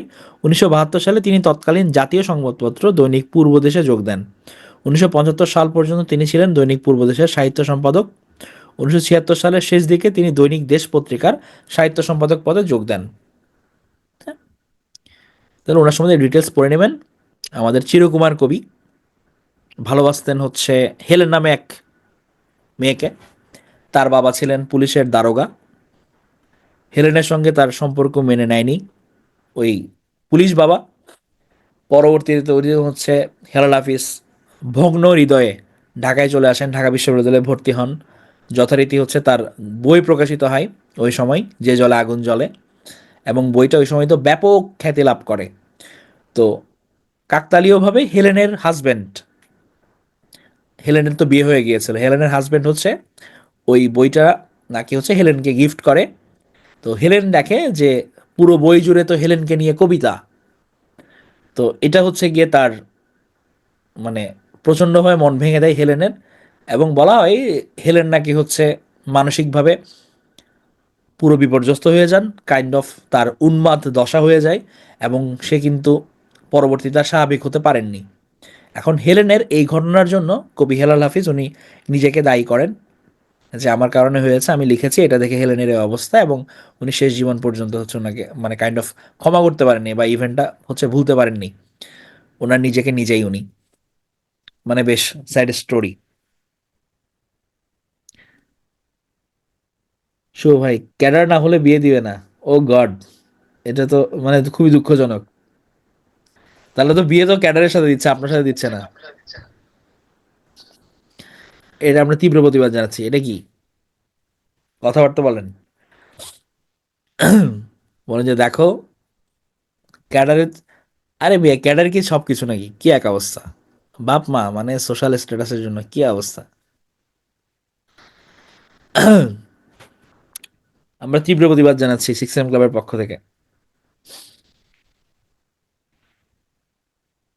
এক জীবনে এক রমণী আর কতটা দুঃখ দেবে। মংডু আরাকান আর্মির দখলে রোহিঙ্গা অনুপ্রবেশের শঙ্কা, এটা আমরা বলছিলাম এর ব্যাপারে। গুম খুন সহ সব অপরাধের জন্য ক্ষমা চাইলো র্যাব। তারা দায় মুক্তি চেয়েছে আর কি, দায় মুক্ত হতে চাই। এই তো শুভ ভাই পারফেক্ট কথা বলছে, আর দুইটা বিয়ে করব। না, হেলাল হাফিজ আর বিয়ে করেননি, উনি বিয়ে করেননি, উনি চিরকুমার ছিলেন। বিয়ে করেননি, বোহেমিয়ান ছিলেন। মানে চারিদিকে ঘুরতে ঘুরতে ফিরতেন, পরিবারের সঙ্গে তেমন ইয়ে ছিল না। উনি কিন্তু নিঃসঙ্গ অবস্থায় মারা গেছেন, মানে ওনার সাথে কারো যোগাযোগ ছিল না। এবং উনি হচ্ছে গিয়ে আপনার খাওয়া দাওয়া তো ওখানেই করতেন, এবং দীর্ঘ সময় উনি প্রেস ক্লাবে খেতেন, জাতীয় প্রেস ক্লাবে হেঁটে হেঁটে খেতে যেতেন। তোপখানা রোড, সেগুন বাগিচা, ওই জায়গাগুলোতে তার বিচরণ ছিল।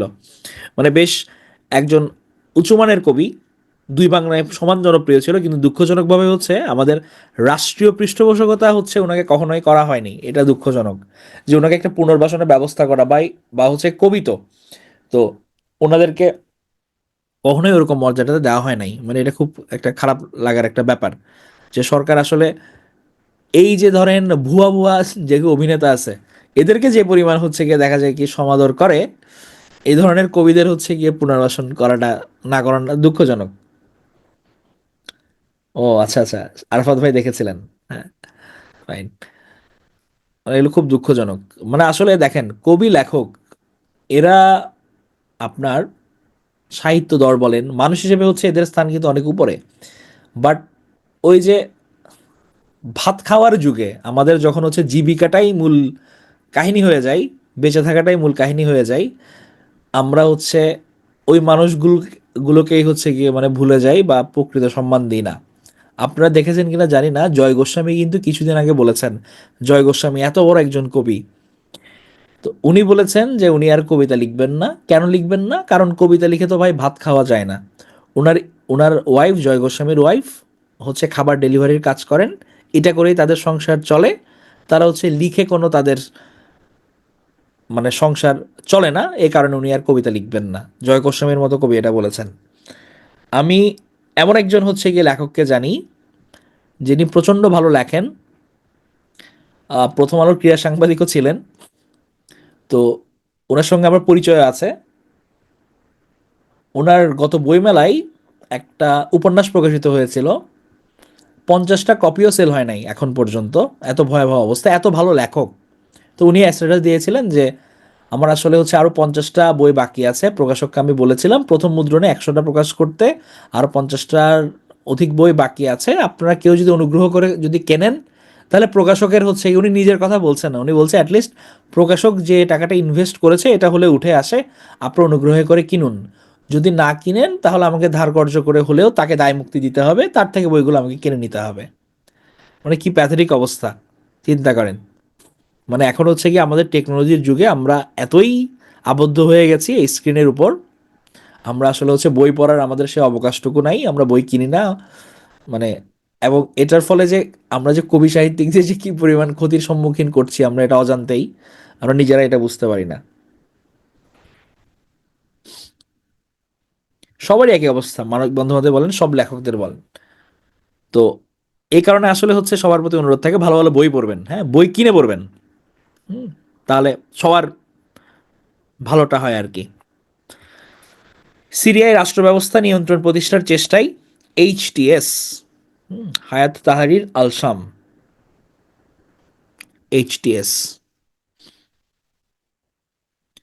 ওরা চেষ্টা করছে যাতে দ্রুত সরকার গঠন করা যায়, হ্যাঁ, এবং এটা ওরা যত সাকসেসফুলি করতে পারে ততই ভালো। এবং এইচটিএস এর এই সময় আসলে খেয়াল রাখা উচিত তারা যাতে আপনার ইসরায়েল বা আমেরিকা এদের কথা না শুনে নিজেদের মতো করে হচ্ছে সরকার চালায়, এটা খুব দরকার এখন। হুম, কারণ ইসরায়েল আমেরিকা চাইবে ওদেরকে নিজেদের পক্ষে কাজে লাগাইতে, এবং ওদের ফাঁদে যদি ওরা পা দেয় তাহলে আলটিমেটলি ঝামেলায় পড়বে কিন্তু।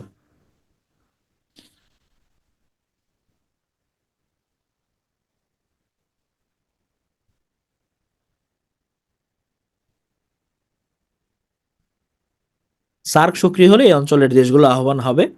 ডক্টর মোহাম্মদ ইউনুসের সঙ্গে গতকাল যমুনায় সার্ক ফেডারেশন অফ অনকোলজিস্টের প্রতিনিধিরা ফটো সেশনে অংশ নেয়।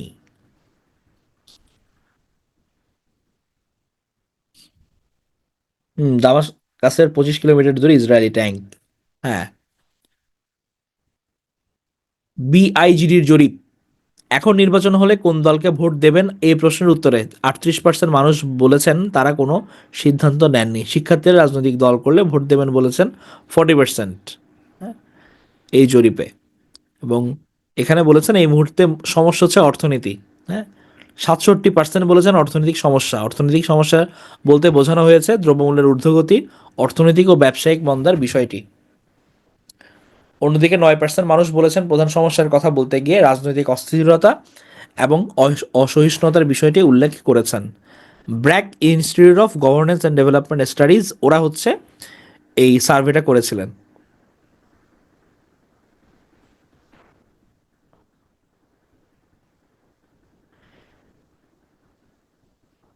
আমদানি নিষিদ্ধ হতে যাচ্ছে ই সিগারেট, নেতাদের প্রোটোকল দেওয়ার ছাত্র রাজনীতি চায় না, ভালো কথা বলেছে এটা।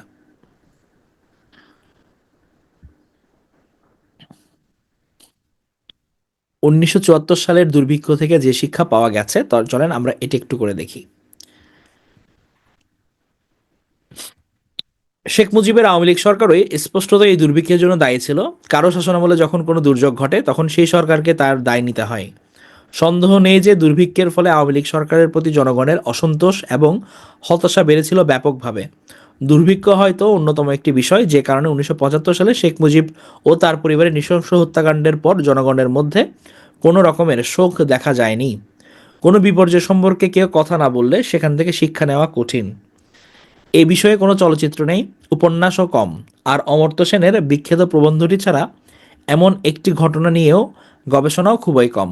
অথচ এ ঘটনায় বিশ্বের নবীনতম একটি দেশে বিপুল সংখ্যক মানুষ মারা গিয়েছিল। শিল্পাচার্য জয়নুল আবেদিন 1943-44 সালের দুর্ভিক্ষের সময় তার কাঠ কয়লা দিয়ে আঁকা ছবিগুলোর জন্য বিখ্যাত হয়েছিলেন। তখন পূর্ববঙ্গ ছিল ব্রিটিশ সাম্রাজ্যের শাসনাধীন, কিন্তু 1974 সালের দুর্ভিক্ষ নিয়ে আমি তার কেবল একটি স্কেচ পেয়েছি। এই স্কেচ এর শৈলী ও বিষয়বস্তু উপর হয়ে থাকা একজন অনাহারী মানুষের অবয়ব। 1943 সালের দুর্ভিক্ষের ছবির সঙ্গে যেটির অদ্ভুত মিল। সদ্য স্বাধীন বাংলাদেশের ওপর নেমে আসা এই দুর্ভিক্ষের একমাত্র ভাষ্য যেন এই ছবি। 1974 সালের দুর্ভিক্ষ নিয়ে কেউ কথা বলে না, অথচ এটি ছিল বাংলাদেশের জন্য একটি মোড় পরিবর্তনের মুহূর্ত। 1974 সালের পর রাষ্ট্র বদলে গিয়েছিল। ঘূর্ণিঝড় এবং অনাহারের মতো ঘটনায় দেশ বিপর্যস্ত। রাষ্ট্রের কিছু অংশ কোনোভাবে মানুষের টিকে থাকা আর পরিবেশগত সংকট মোকাবেলা করতে অগ্রাধিকার দিতে শুরু করেছিল। নিয়েছিল দুর্যোগের পুনরাবৃত্তির চক্র বন্ধ করার জন্য প্রয়োজনীয় পদক্ষেপ। বাংলাদেশ যে বাজার, দাতা সংস্থা এবং বেসরকারি সংগঠনগুলোর জন্য দ্বার উন্মুক্ত করেছিল, তার একটি কারণ ছিল এই দুর্ভিক্ষ। বাংলাদেশ তার মানুষের উপর বিনিয়োগ শুরু করলো, ধীরে ধীরে দেশ স্থিতিশীল হলো, অগ্রসর হতে থাকলো। হয়তো এমন দুর্যোগ ছাড়াই তা ঘটতে পারত, কিন্তু সেই সময়ের নীতিমালা এবং রাজনীতির উৎসে আমরা দেখতে পাই এই দুর্ভিক্ষের প্রভাব। ক্ষমতাধর ব্যক্তিদের উদ্দেশ্য এবং কার্যকলাপে সেই দুর্ভিক্ষের ছাপ ছিল স্পষ্ট। অনেক কারণে মানুষ দুর্ভিক্ষের বিভীষিকা ভুলে যেতে চাইতে পারে। বাংলাদেশের এরপর আর কোনো ঘটনা এই বিপর্যয়ের ধারে কাছেও যায়নি। ইউটিউবে ভিডিও ফুটেজ দেখুন, লাখ লাখ অনাহারে কাতর মানুষ অপেক্ষা করছেন, তাদের চোখে মুখে এক আশ্চর্য অভিব্যক্তি। তারা সাহায্যের জন্য অপেক্ষা করছেন এমনকি সরকারের কাছে, যার হাতে ছিল না নগদ অর্থ, ছিল না খাদ্য, না ছিল কার্যকর কর্তৃত্ব, এমনকি ছিল না আন্তর্জাতিক সহানুভূতি। এই দৃশ্য একবার দেখলে চিরকাল আপনার মনে থাকবে। এ এক ভয়াবহ অবস্থা। অথচ এই দুর্ভিক্ষ ঘটেছিল স্বাধীনতার ঠিক 3 বছর পর, যখন বাংলাদেশের সব শ্রেণীর মানুষ নয়া ঔপনিবেশিক এক শাসনের শৃঙ্খল ভেঙে মুক্তির মহৎ সংগ্রামে ঐক্যবদ্ধ হয়েছিল। অনেক বছর ধরে মানুষ 1974 সালের দুর্ভিক্ষ নিয়ে কথা বলেনি, কারণ এই ইতিহাসকে মনে করা হতো রাজনৈতিকভাবে মারাত্মক রকম স্পর্শকাতর। শেখ হাসিনার দীর্ঘ এবং ক্রমে দমনমূলক হয়ে ওঠা শাসনামলে এই অগৌরবজনক বিষয়টি ভালো চোখে দেখা হয়নি, আর সেই সময় এ নিয়ে কথা বলার সুযোগও ছিল খুব কম। স্বাধীনতার 50 বছর পর জনপরিসরে যেসব একাডেমিক আলোচনা হয়েছে, সেগুলো মুক্তিযুদ্ধ পরবর্তী সেই সময়কাল নিয়ে কিছু একটা বলে দ্রুত এড়িয়ে গেছে। এই ভয়াবহ দুর্ভিক্ষ তার প্রাপ্ত গুরুত্ব পেয়েছে খুব কম। প্রকাশকেরা এ বিষয়ে বই প্রকাশ করতে অনিচ্ছুক ছিলেন। তো 1973 সালের হাইলে সেলাসি ইথিওপিয়ার অনাহারীদের জন্য ইউনিসেফের সাহায্য প্রত্যাখ্যান করেছিলেন, কারণ দুর্ভিক্ষের খবর সংবাদ মাধ্যমে ছাপা হলে তা হবে তার জন্য বিব্রতকর। লাখ লাখ কৃষক অনাহারে মারা যাচ্ছিলেন, কিন্তু মাও সেতুংয়ের সরকার গ্রেট লিপ ফরওয়ার্ড সংস্কার থামায়নি। মাইক ডেভিসের বিখ্যাত রচনায় বর্ণিত লেট ভিক্টোরিয়ান হলোকাস্টের সময় সাম্রাজ্যবাদী শক্তিগুলো দক্ষিণ গোলার্ধে দুর্ভিক্ষের মাধ্যমে নির্বিচারে গণহত্যা চালিয়েছিল। এর বিপরীতে শেখ মুজিব জাতিসংঘের কাছে সাহায্যের আবেদন জানিয়েছিলেন। তিনি জানতেন এই দুর্ভিক্ষ তার বৈধতার অবসান ঘটাবে। আচ্ছা, দেখি আপনাদের মনে আছে কিনা বা জানেন কিনা, লাখ লাখ কৃষক অনাহারে মারা যাচ্ছিলেন, কিন্তু মাও সেতুংয়ের সরকার গ্রেট লিপ ফরওয়ার্ড সংস্কার থামায়নি। গ্রেট লিপ ফরওয়ার্ডের কোন কর্মসূচির কারণে কৃষিক্ষেত্রে ওই সময় বিপর্যয় নেমে আসছিল? Any idea? কেউ কি বলতে পারবেন? ইয়েস, 4 পেস ইঁদুর কন্ট্রোল। মশা মাছি, ইঁদুর মশা মাছি চড়ুই পাখি এগুলো নাকি? ইয়েস ইয়েস ইয়েস, এটাই। এদেরকে যখন হচ্ছে কি 4 পেস কন্ট্রোল কর্মসূচি যখন হচ্ছে এদেরকে নিধন করা শুরু করলো, তখন দেখা গেল কি আসলে হচ্ছে আপনি যত কিছুই বলেন, এখানে এইসব পেস্ট যা ছিল, ধরেন চড়ুই পাখি বলেন, ইঁদুর বলেন, তারা তো হচ্ছে গিয়ে বিভিন্ন পোকামাকড়, কীটপতঙ্গ এগুলো তো খায়, এগুলো তারা শেষ করে। এখন যখন উনি এদেরকে নিধন করলেন ব্যাপক হারে, বলা হয় যে ওই সময় নাকি প্রায় 60 লক্ষ চড়ুই পাখি মারা হয়েছিল চীনে। তো এটার ফলে পোকামাকড় উপদ্রব আসলে আলটিমেটলি এত বেড়ে যায় আপনার, যে ওখানে ফসলের ব্যাপকভাবে ক্ষতিগ্রস্ত হয় এবং প্রচুর মানুষ হচ্ছে অনাহারে মারা যায়। হ্যাঁ, এটা হচ্ছে মূলত চড়ুই পাখির জন্য। হ্যাঁ, তো যেটা বলছিলাম যে এর বিপরীতে শেখ মুজিব জাতিসংঘের কাছে সাহায্যের আবেদন জানিয়েছিলেন। হ্যাঁ, লেট ভিক্টোরিয়ান হলোকাস্টের সময় সাম্রাজ্যবাদী শক্তিগুলো দক্ষিণ গোলার্ধে দুর্ভিক্ষের মাধ্যমে নির্বিচার গণহত্যা চালিয়েছিল। এর বিপরীতে শেখ মুজিব জাতিসংঘের কাছে সাহায্যের আবেদন জানিয়েছিলেন। তিনি জানতেন এই দুর্ভিক্ষ তার বৈধতার অবসান ঘটাবে। দুর্ভিক্ষ ছিল আওয়ামী লীগের জনপ্রিয়তা হ্রাসের কারণগুলোর মধ্যে একটি। এছাড়া দুর্নীতি, রক্ষী বাহিনীর বর্বরতা, নেতৃত্বের ঔদ্ধত্য এবং নাগরিক স্বাধীনতা হরণের বিরুদ্ধে জনরস্ত ছিলই। দুর্ভিক্ষ হয়তো অন্যতম একটি বিষয় যে কারণে 1975 সালে শেখ মুজিব এবং তার পরিবারের নৃশংস হত্যাকাণ্ডের পর জনগণের মধ্যে কোনো রকমের শোক দেখা যায়নি। এই হত্যাকাণ্ড দুর্ভিক্ষের ঘটনা আরও সংবেদনশীল করে তুলেছিল। শ্রেণী রাজনীতি নিয়েও গোপন সংবেদনশীলতা রয়েছে। একজন বন্ধুর সেই সময়কার ঘটনা মনে করার মতো বয়স তখন তার ছিল। তিনি আমাকে বলেছিলেন, তারা মরেছিল কারণ আমরা বেঁচে ছিলাম। তার কথার অর্থ হলো যে খাদ্য সাহায্য দেশে এসেছিল তা শহরের মধ্যবিত্ত শ্রেণীর মানুষ, সরকারি কর্মচারী, রাষ্ট্র পরিচালনার জন্য অপরিহার্য হিসেবে বিবেচিত অন্যান্যের কাছেই পৌঁছেছিল। বন্যার সবচেয়ে ক্ষতিগ্রস্ত ছিলেন গ্রামীণ ভূমিহীন দরিদ্র মানুষেরা। অন্যরা নেয়ার পর যদি অবশিষ্ট কিছু থাকতো তাদের ভাগ্যে সেটিই জুটত। সেই সময় এমনকি মধ্যবিত্তরাও প্রচণ্ড কষ্টে ছিল, কিন্তু তারা হাজারে হাজারে মারা যায়নি। হাজার হাজার মানুষ মারা গিয়েছিলেন সেই সময়, যাদের বেশিরভাগ ছিলেন নিম্নবিত্ত। তাদের বেদনা ও যন্ত্রণা সম্পর্কে আমরা খুব কমই জানি। সেই সময়ের ভয়াবহতা অনেকাংশে অলিখিতই রয়ে গেছে।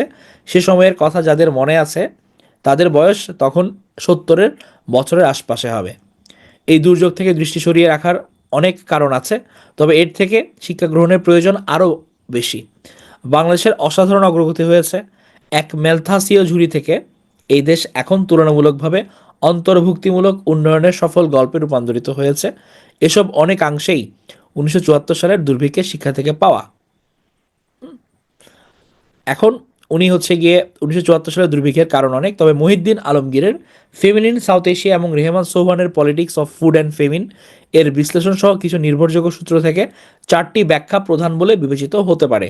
প্রথমত, ভয়াবহ বন্যায় ফসল ধ্বংস হয়েছিল, মজুরির বিনিময়ে যে শ্রমের বাজার তা বিপর্যস্ত হয়েছিল। দ্বিতীয়ত, তেল রপ্তানিকারী দেশগুলোর সংস্থা ওপেক তেলের মূল্য বৃদ্ধিজনিত সংকট, মজুতদারি, চোরাচালান এবং স্থানীয় খাদ্য ঘাটতির কারণে মুদ্রাস্ফীতি গিয়েছিল বেড়ে। তৃতীয়ত, খাদ্য সাহায্যে ব্যবহৃত হয়েছিল বাজেট সহায়তা এবং সরকারি কর্মচারী বেতনের জন্য। দুর্ভিক্ষ মোকাবেলার জন্য সে সময়ে যা বরাদ্দ করা হয়েছিল তা ছিল খুবই সামান্য। চতুর্থত, আন্তর্জাতিক মানবিক সহায়তা পাওয়ার চেষ্টা কার্যকর হয়নি, কারণ বাংলাদেশ কমিউনিস্ট রাষ্ট্র কিউবার সঙ্গে বাণিজ্য করেছে। এই অজুহাতে যুক্তরাষ্ট্র 1 বছরের জন্য খাদ্য সাহায্য আটকে রেখেছিল। এটা ছিল আরেকটা ভয়াবহ ব্যাপার। কিউবাতে ওই সময় হচ্ছে গিয়ে বাংলাদেশের সঙ্গে পাটের কিছু, পাটের বস্তা থেকে শুরু করে কিছু সামগ্রী তাদের সাথে বিনিময় হয়, অর্থাৎ একটা বিজনেস রিলেশন গড়ে ওঠে কিউবার সঙ্গে। এখন কিউবার সঙ্গে কেন বাণিজ্য করেছে, এটার কারণে হচ্ছে যুক্তরাষ্ট্র ওই সময় কিন্তু আপনার যে সাহায্য পাঠাইতো, চাল টাল পাঠাইতো, এগুলো হচ্ছে ওই বছর বন্ধ করে দেয়। এটা কিন্তু হচ্ছে গিয়ে খুব ভূমিকা আছে। হ্যাঁ, এটার সাথে তেল অবরোধের ভূমিকা আছে, কারণ আপনার ওই সময় তেল অবরোধ হয়েছিল, এটার ফলে মূল্য বেড়ে গেছে সব কিছুর। হ্যাঁ, তো এটা মুদ্রাস্ফীতি সৃষ্টি করছে। এখন মুদ্রাস্ফীতি যখন বেড়ে গেল, তখন তো আমরা চাইলেই যে বাইরে থেকে খুব একটা বেশি আনতে পারতেছি না। হ্যাঁ, আবার এদিকে হচ্ছে আমাদের এখানকার দেশীয় মানুষের দুর্নীতি তখন প্রচণ্ড ছিল, প্রকট ছিল। হ্যাঁ, ওই সময় কিন্তু মজুতদাররা ছিল যে দেশের এই ভয়াবহ সময়েও তারা ব্যাপক পরিমাণে স্টক করতেছিলেন জিনিসপত্র। তো সব কিছু মিলাই আসলে অবস্থা খারাপ হয়ে যায় ওই সময়। তো দুর্ভিক্ষের কারণগুলো হয়তো স্পষ্ট, কিন্তু এর প্রভাব কী ছিল? সন্দেহ নেই যে দুর্ভিক্ষের ফলে আওয়ামী লীগ সরকারের প্রতি জনগণের অসন্তোষ এবং হতাশা বেড়েছিল ব্যাপকভাবে। পরবর্তী রাজনৈতিক সহিংসতা ও সামরিক অভ্যুত্থানকে ব্যাখ্যা করতে গেলেও এই দুর্ভিক্ষের একটা গুরুত্বপূর্ণ ভূমিকা আছে। দুর্ভিক্ষ পরবর্তী প্রেক্ষাপটে সরকার আন্তর্জাতিক দাতাদের চাপের মুখে মুদ্রার অবমূল্যায়ন করে এবং অর্থনীতিকে বাজারমুখী করার সিদ্ধান্ত নেয়। এই দুর্ভিক্ষ খাদ্য নিরাপত্তার বিষয়ে একটি ভিন্ন দৃষ্টিভঙ্গি উন্মোচন করেছিল। শস্য বাজারে আরও স্বচ্ছতা আনার পাশাপাশি সবচেয়ে দরিদ্রদের জন্য সহায়তাও দেওয়া হয়। সেই থেকে বাংলাদেশ রাষ্ট্র খাদ্য নিরাপত্তার বিষয়টি নিবিড়ভাবে পর্যবেক্ষণ করতে শুরু করে। এই বিষয়ে বাংলাদেশের নীতিমালা তাই নিছক আদর্শগত নয়, বরং বাস্তবসম্মত। আমাদের বাংলাদেশ কিন্তু এখন মোটামুটি খাদ্যে মোটামুটি একটা পজিশনে আছে। হ্যাঁ, এবং এটার পিছনে কিন্তু এই দুর্ভিক্ষের ভূমিকা আছে, কারণ দুর্ভিক্ষ দেখিয়ে দিয়ে গেছে যে পরিস্থিতি খারাপ হলে কি হতে পারে। সামাজিক সম্পর্কেও তখন পরিবর্তন আসে। এই দুর্ভিক্ষ পুরনো অভিভাবক সুলভ নৈতিক অর্থনীতির অবসান ঘটায়। মানুষকে, বিশেষ করে নারীদেরকে জাতিরাষ্ট্রের নাগরিক হিসেবে পুনর্গঠন করা হয়। এর ফলে ব্র্যাক, গণস্বাস্থ্য কেন্দ্র, গ্রামীণ ব্যাংকের মতো নতুন ধরনের সামাজিক কর্মী এবং সংস্থার আবির্ভাবে সুযোগ তৈরি হয়। নায়লা কবিরের নতুন বই রিনেগোশিয়েটিং প্যাট্রিয়ার্কিতে সেই সময়ে সামাজিক পরিবর্তনের গল্পগুলো পাওয়া যায়। হ্যাঁ, তাহলে এগুলো নিয়ে হচ্ছে উনি লিখেছেন। এবং নাওমি হোসেন, উনি ইউনিভার্সিটি অফ লন্ডনের প্রফেসর, উনি এটা নিয়ে সুন্দর ইভেন্টে তুলে ধরেছেন এবং বলেছেন যে এখান থেকে আসলে আমাদের শিক্ষা নেওয়া উচিত।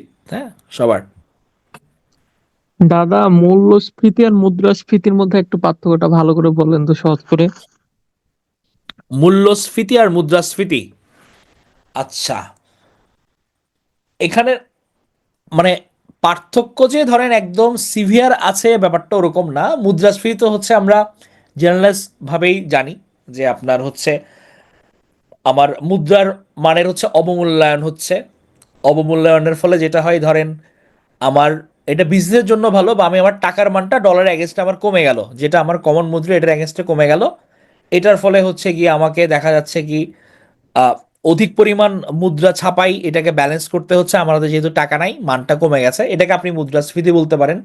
এবং এটার ফলে যেটা হচ্ছে এটার মানে মুদ্রাস্ফীতির আফটার ইফেক্টটা হচ্ছে, আফটার ম্যাথ হচ্ছে আপনি মূল্যস্ফীতি বলতে পারেন। হ্যাঁ, মূল্যস্ফীতি তো এটা আমরা সবাই জানি যে আগে যেটা আমার 10 টাকার পণ্য ছিল এটা কিন্তু আমার এখন 50 টাকা লাগছে। সাধারণ দৃষ্টিতে এটা হচ্ছে গিয়ে আপনার মূল্যস্ফীতি। তাহলে মুদ্রাস্ফীতি যদি কারণ হয়, তাহলে এটার ফলাফল আপনি বলতে পারেন মূল্যস্ফীতি। এতটুকুই আপনার ব্যাপার। তাও যদি ইকোনমিক্সের দৃষ্টিতে আরও কোনো কোনো এক্সপ্লেনেশন থাকে, আমাদের ইকোনমিক্সের কেউ যদি এখানে উপস্থিত থাকেন, আপনারা চাইলে অ্যাড করতে পারেন। বাট জেনারেলাইজ লার্নিং হচ্ছে এটাই।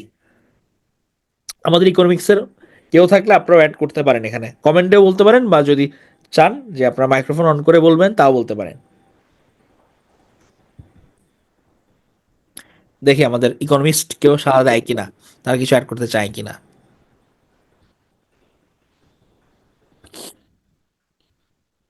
বা আমাদের বিজনেস প্লেসে যারা আছেন তারা কিছু চাইলে শেয়ার করতে পারেন।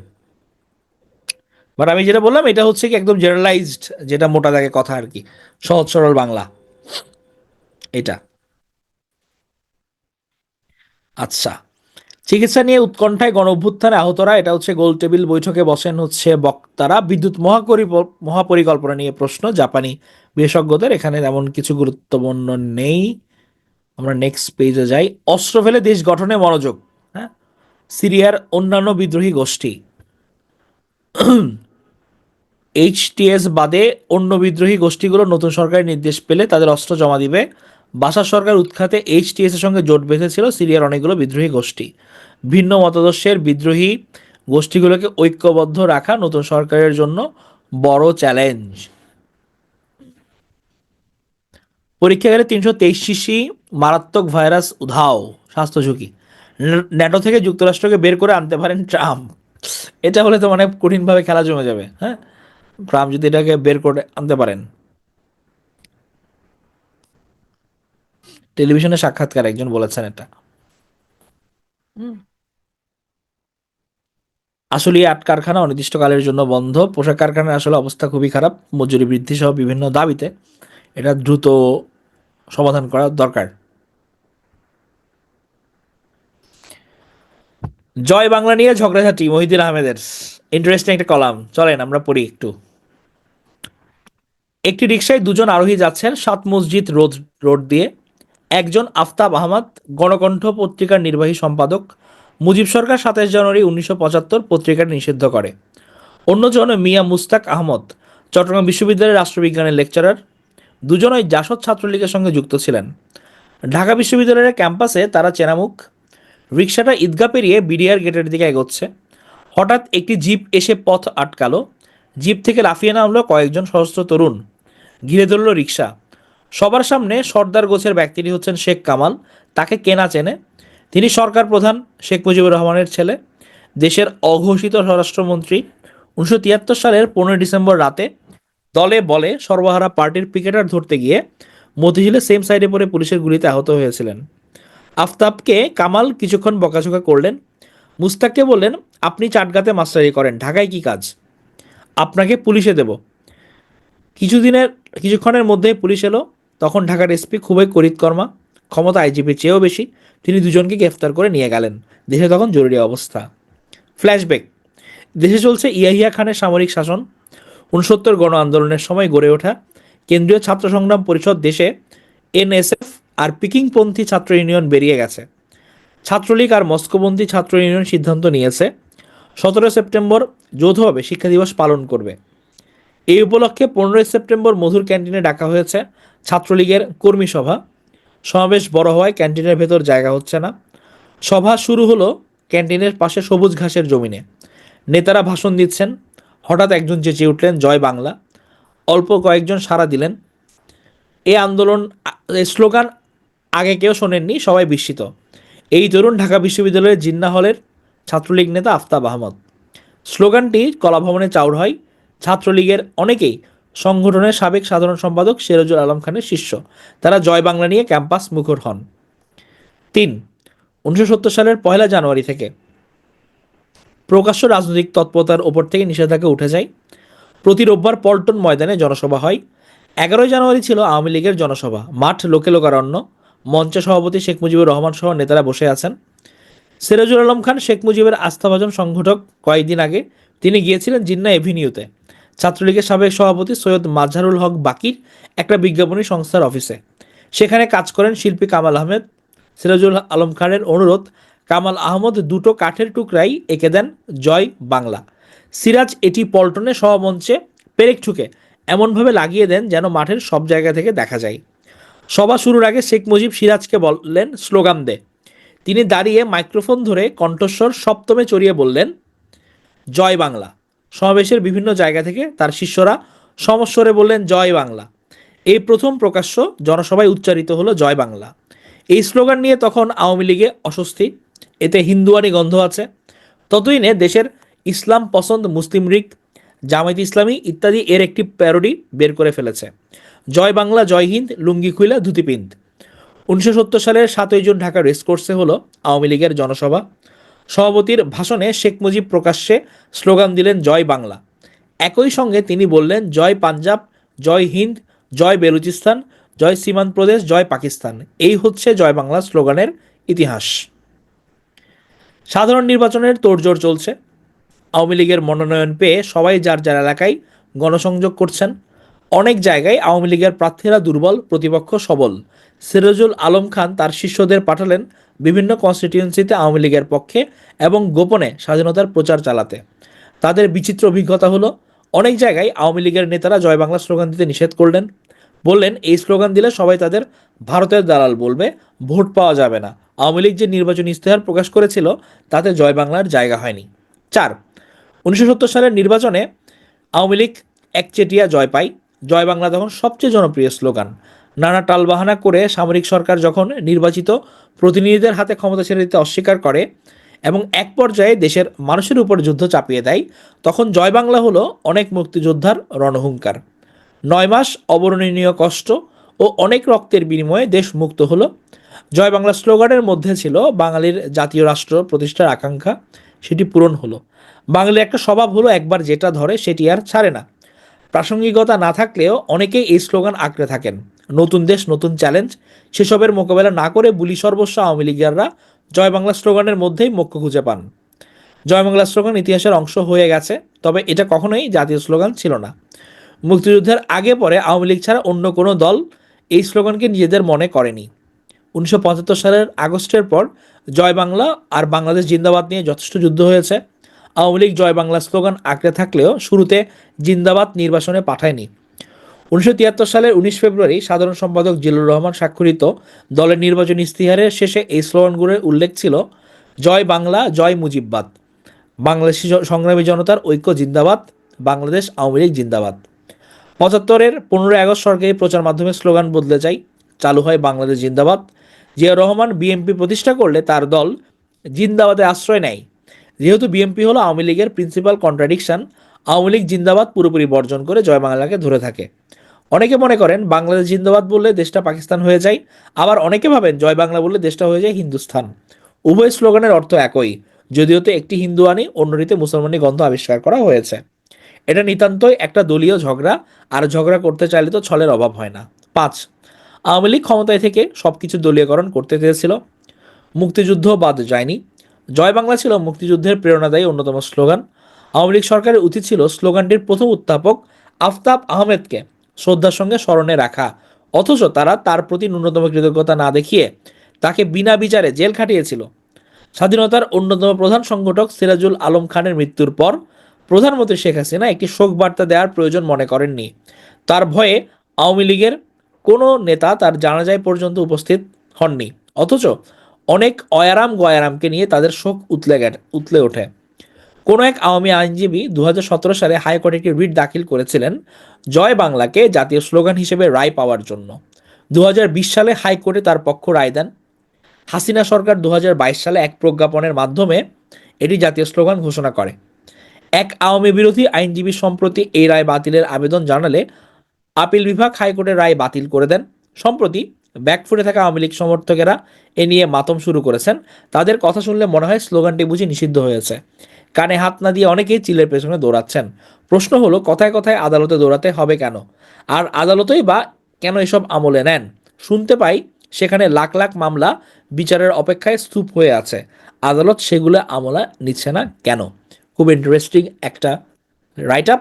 এই কারণে হচ্ছে কি আপনাদের একটু পড়াইলাম এটা। হ্যাঁ, অনেক কিছু জানতে পারলেন, বুঝতে পারলেন ব্যাপারটা। এবং আমরা এখানে জানতে পারলাম যে প্রথম স্লোগান এটা দিয়েছিল কিন্তু আফতাব আহমেদ, জয় বাংলা স্লোগানটা।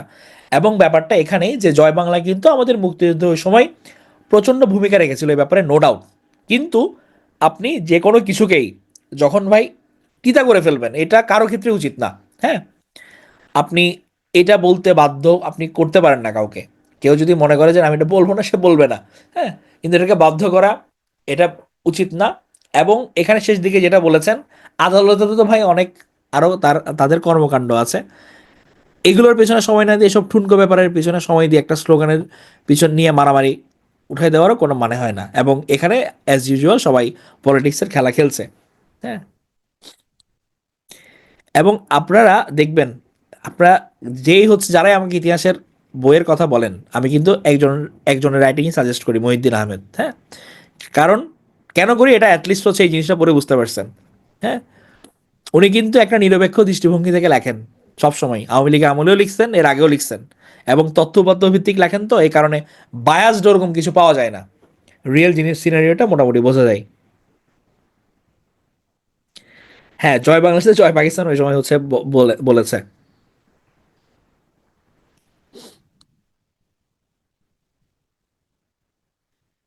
আমাদের আনিকা তাসনিম আপু উনি হচ্ছে কমেন্ট করেছেন, দেখেন মুদ্রাস্ফীতি মূল্যস্ফীতি এটা নিয়ে। হ্যাঁ, অর্থনীতিতে মুদ্রার পরিমাণ বেড়ে যাওয়া, মূল্যস্ফীতি হচ্ছে কোনো একটা নির্দিষ্ট সময় দ্রব্যমূল্য বেড়ে যাওয়া। অর্থনীতিতে যখন মুদ্রা সরবরাহ বেড়ে যায়, পণ্য বা সেবার পরিমাণ একই থাকে, তখন মূল্যস্ফীতি হয়। অর্থাৎ বেশি টাকা দিয়ে কম পণ্য বা সেবা কিনতে হয়। হ্যাঁ, তাহলে ঘুরে ফিরে ওই কনসেপ্ট যেটা বলেছিলাম ওইটাই। তাহলে আমার এখানে হচ্ছে গিয়ে মুদ্রার অবমূল্যায়নের ফলে আমার মুদ্রার পরিমাণটা বেড়ে যাচ্ছে, বেশি টাকা ছাপাতে হচ্ছে। এবং বেশি টাকা যখন চলে আসতেছে আমার অর্থনীতিতে মেইন স্ট্রিমে, তখন হচ্ছে একটা পণ্য কিনতে আগের চেয়ে বেশি টাকার প্রয়োজন হচ্ছে। আগে যেটা 10 টাকা সেটা হচ্ছে 50 টাকা হয়ে যাচ্ছে। তাহলে মুদ্রাস্ফীতি হচ্ছে ওভাবেই।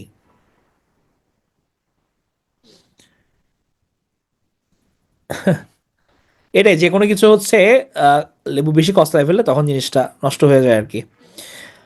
দক্ষিণ এশিয়ায় ভূরাজনৈতিক চিত্র বদলের ইঙ্গিত। চীন আর হচ্ছে গিয়ে পাকিস্তান আর রাশিয়া সম্পর্ক নিয়ে হচ্ছে উনি লিখেছেন এখানে।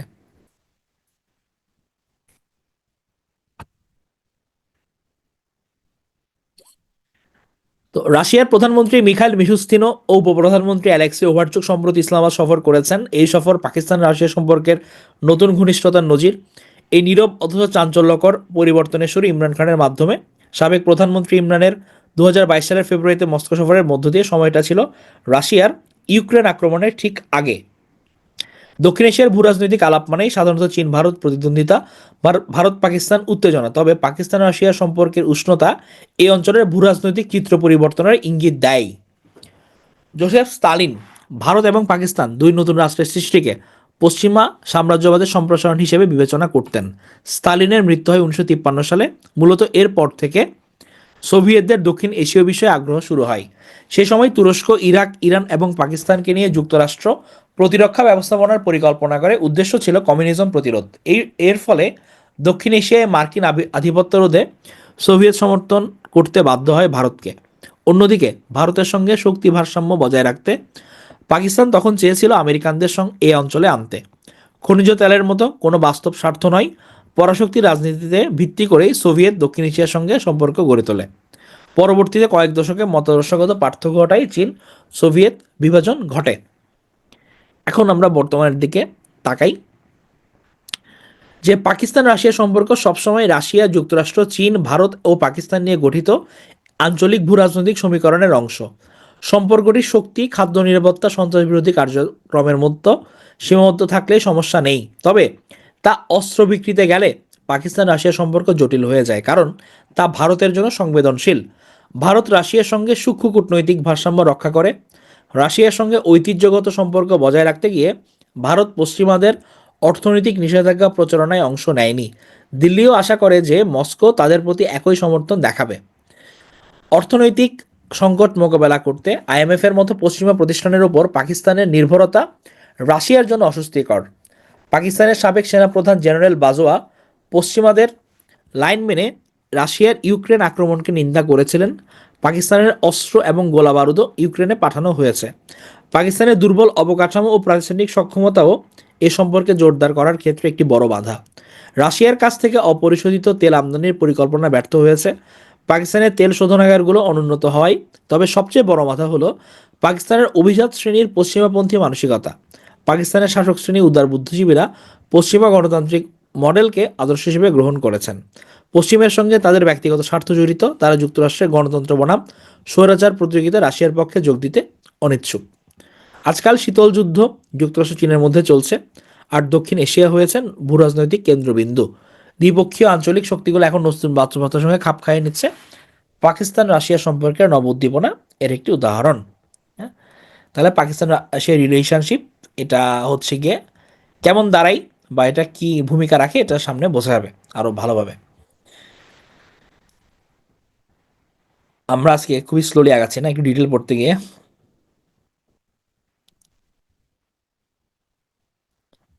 এটা কিন্তু খুব ইন্টারেস্টিং, 4 শব্দের গ্রাফিতে যেভাবে আসাদের পতন ডেকে আনলো।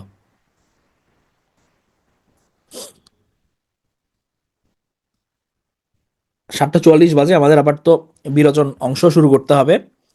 তাহলে আলটিমেটলি হ্যাঁ, আজকে অনেক জলদি চলে গেছে। আমরা কি আজকে 2টা মাত্র নিউজ পেপার কভার করতে পারছি না? 14 আর 13। আচ্ছা, সমস্যা নাই, আমরা নেক্সট সেশনগুলোতে যেগুলো বাদ যাবে ওগুলো একটা দুইটা করে আমরা পড়ে ফেলবো, ঠিক আছে? কারণ আপনার এই নিবন্ধগুলো সবগুলো ইম্পর্টেন্ট তো, এই কারণে। হ্যাঁ, ফাউন্ডেশনের ক্লাস আছে, এটা জানি। হ্যাঁ, আজকে অনেক ইনফরমেশন ছিল। এটা একটু বলি চলেন। হ্যাঁ, 4 শব্দের গ্রাফিতি ইন্টারেস্টিং, ভালো লাগবে। 2011 সালের ফেব্রুয়ারি মাস, 14 বছরের মুয়াবিয়া বন্ধুদের নিয়ে তার স্কুলের দেয়ালে লিখলো একটি মামুলি বাক্য, এরপর আপনার পালা ডাক্তার। স্প্রে দিয়ে লেখা মাত্র 4টে আরবি শব্দ যে আসাদ পরিবারের 53 বছরের শাসন ক্ষমতার ভিত নাড়িয়ে দিবে, তাকে ভেবেছিল। সিরিয়ার দারা শহরের মুয়াবিয়া তার বন্ধুরা কেউ জানতো না তাদের এই সামান্য গ্রাফিতি দেশটিকে ডেকে আনবে ভয়াবহ গৃহযুদ্ধ এবং মুক্তি। সীমাহীন দুর্নীতি, বেকারত্ব এবং অর্থনৈতিক মন্দার কারণে 2010 সালের একেবারে শেষ প্রান্তে এসে আরবের জনক্ষোভের বিস্ফোরণ ঘটে। শুরুটা হয় তিউনিশিয়ায়, এরপর তা আরব বসন্ত হয়ে লিবিয়া, মিশর, ইয়েমেন, বাহরাইনে ছড়িয়ে পড়ে। তিউনিশিয়ায় 2010 সালের 17 ডিসেম্বর স্বৈরশাসক বেন আলীর বিরুদ্ধে জনতার সংগ্রাম, 28 দিনের টান আন্দোলন, অর্থাৎ এখানে পুরো আরব বসন্তের ছোঁয়া লাগে আর কি আলটিমেটলি। এবং 2011 সালের 11 তারিখ ফেব্রুয়ারির তাহরির স্কোয়ারে স্মরণকালে সবচেয়ে বড় সমাবেশ ঘটে। সেদিনই টানা 30 বছরের স্বৈরশাসক হোসনি মোবারকের পতন ঘটান জনতা। এ সময় লিবিয়াতেও আরব বসন্তের ছোঁয়া লাগে। বিপ্লব সেখানে সহিংস গৃহযুদ্ধে রূপ নেয়। 20 অক্টোবর বিরোধীদের হাতে মুয়াম্মার গাদ্দাফির নির্মম মৃত্যু হয়।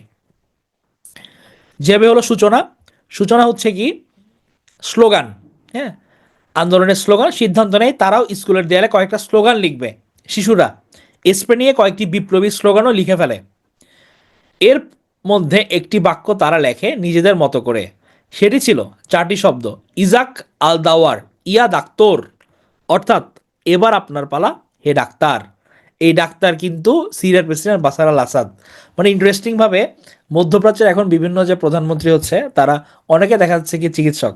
হ্যাঁ, ইরানের যিনি ক্ষমতায় আছেন পেজেশকিয়ান, উনিও কিন্তু হচ্ছে ডক্টর ছিলেন, প্রবলি কার্ডিওলজিস্ট ছিলেন, বেশ সাকসেসফুল ডক্টর কার্ডিয়াক সার্জারি।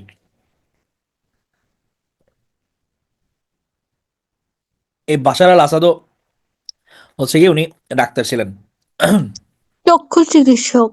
চক্ষু চিকিৎসক ছিলেন। ফাইন। দাদা, তাহলে শ্যাম অঞ্চল কোন কোন দেশ নিয়ে গঠিত?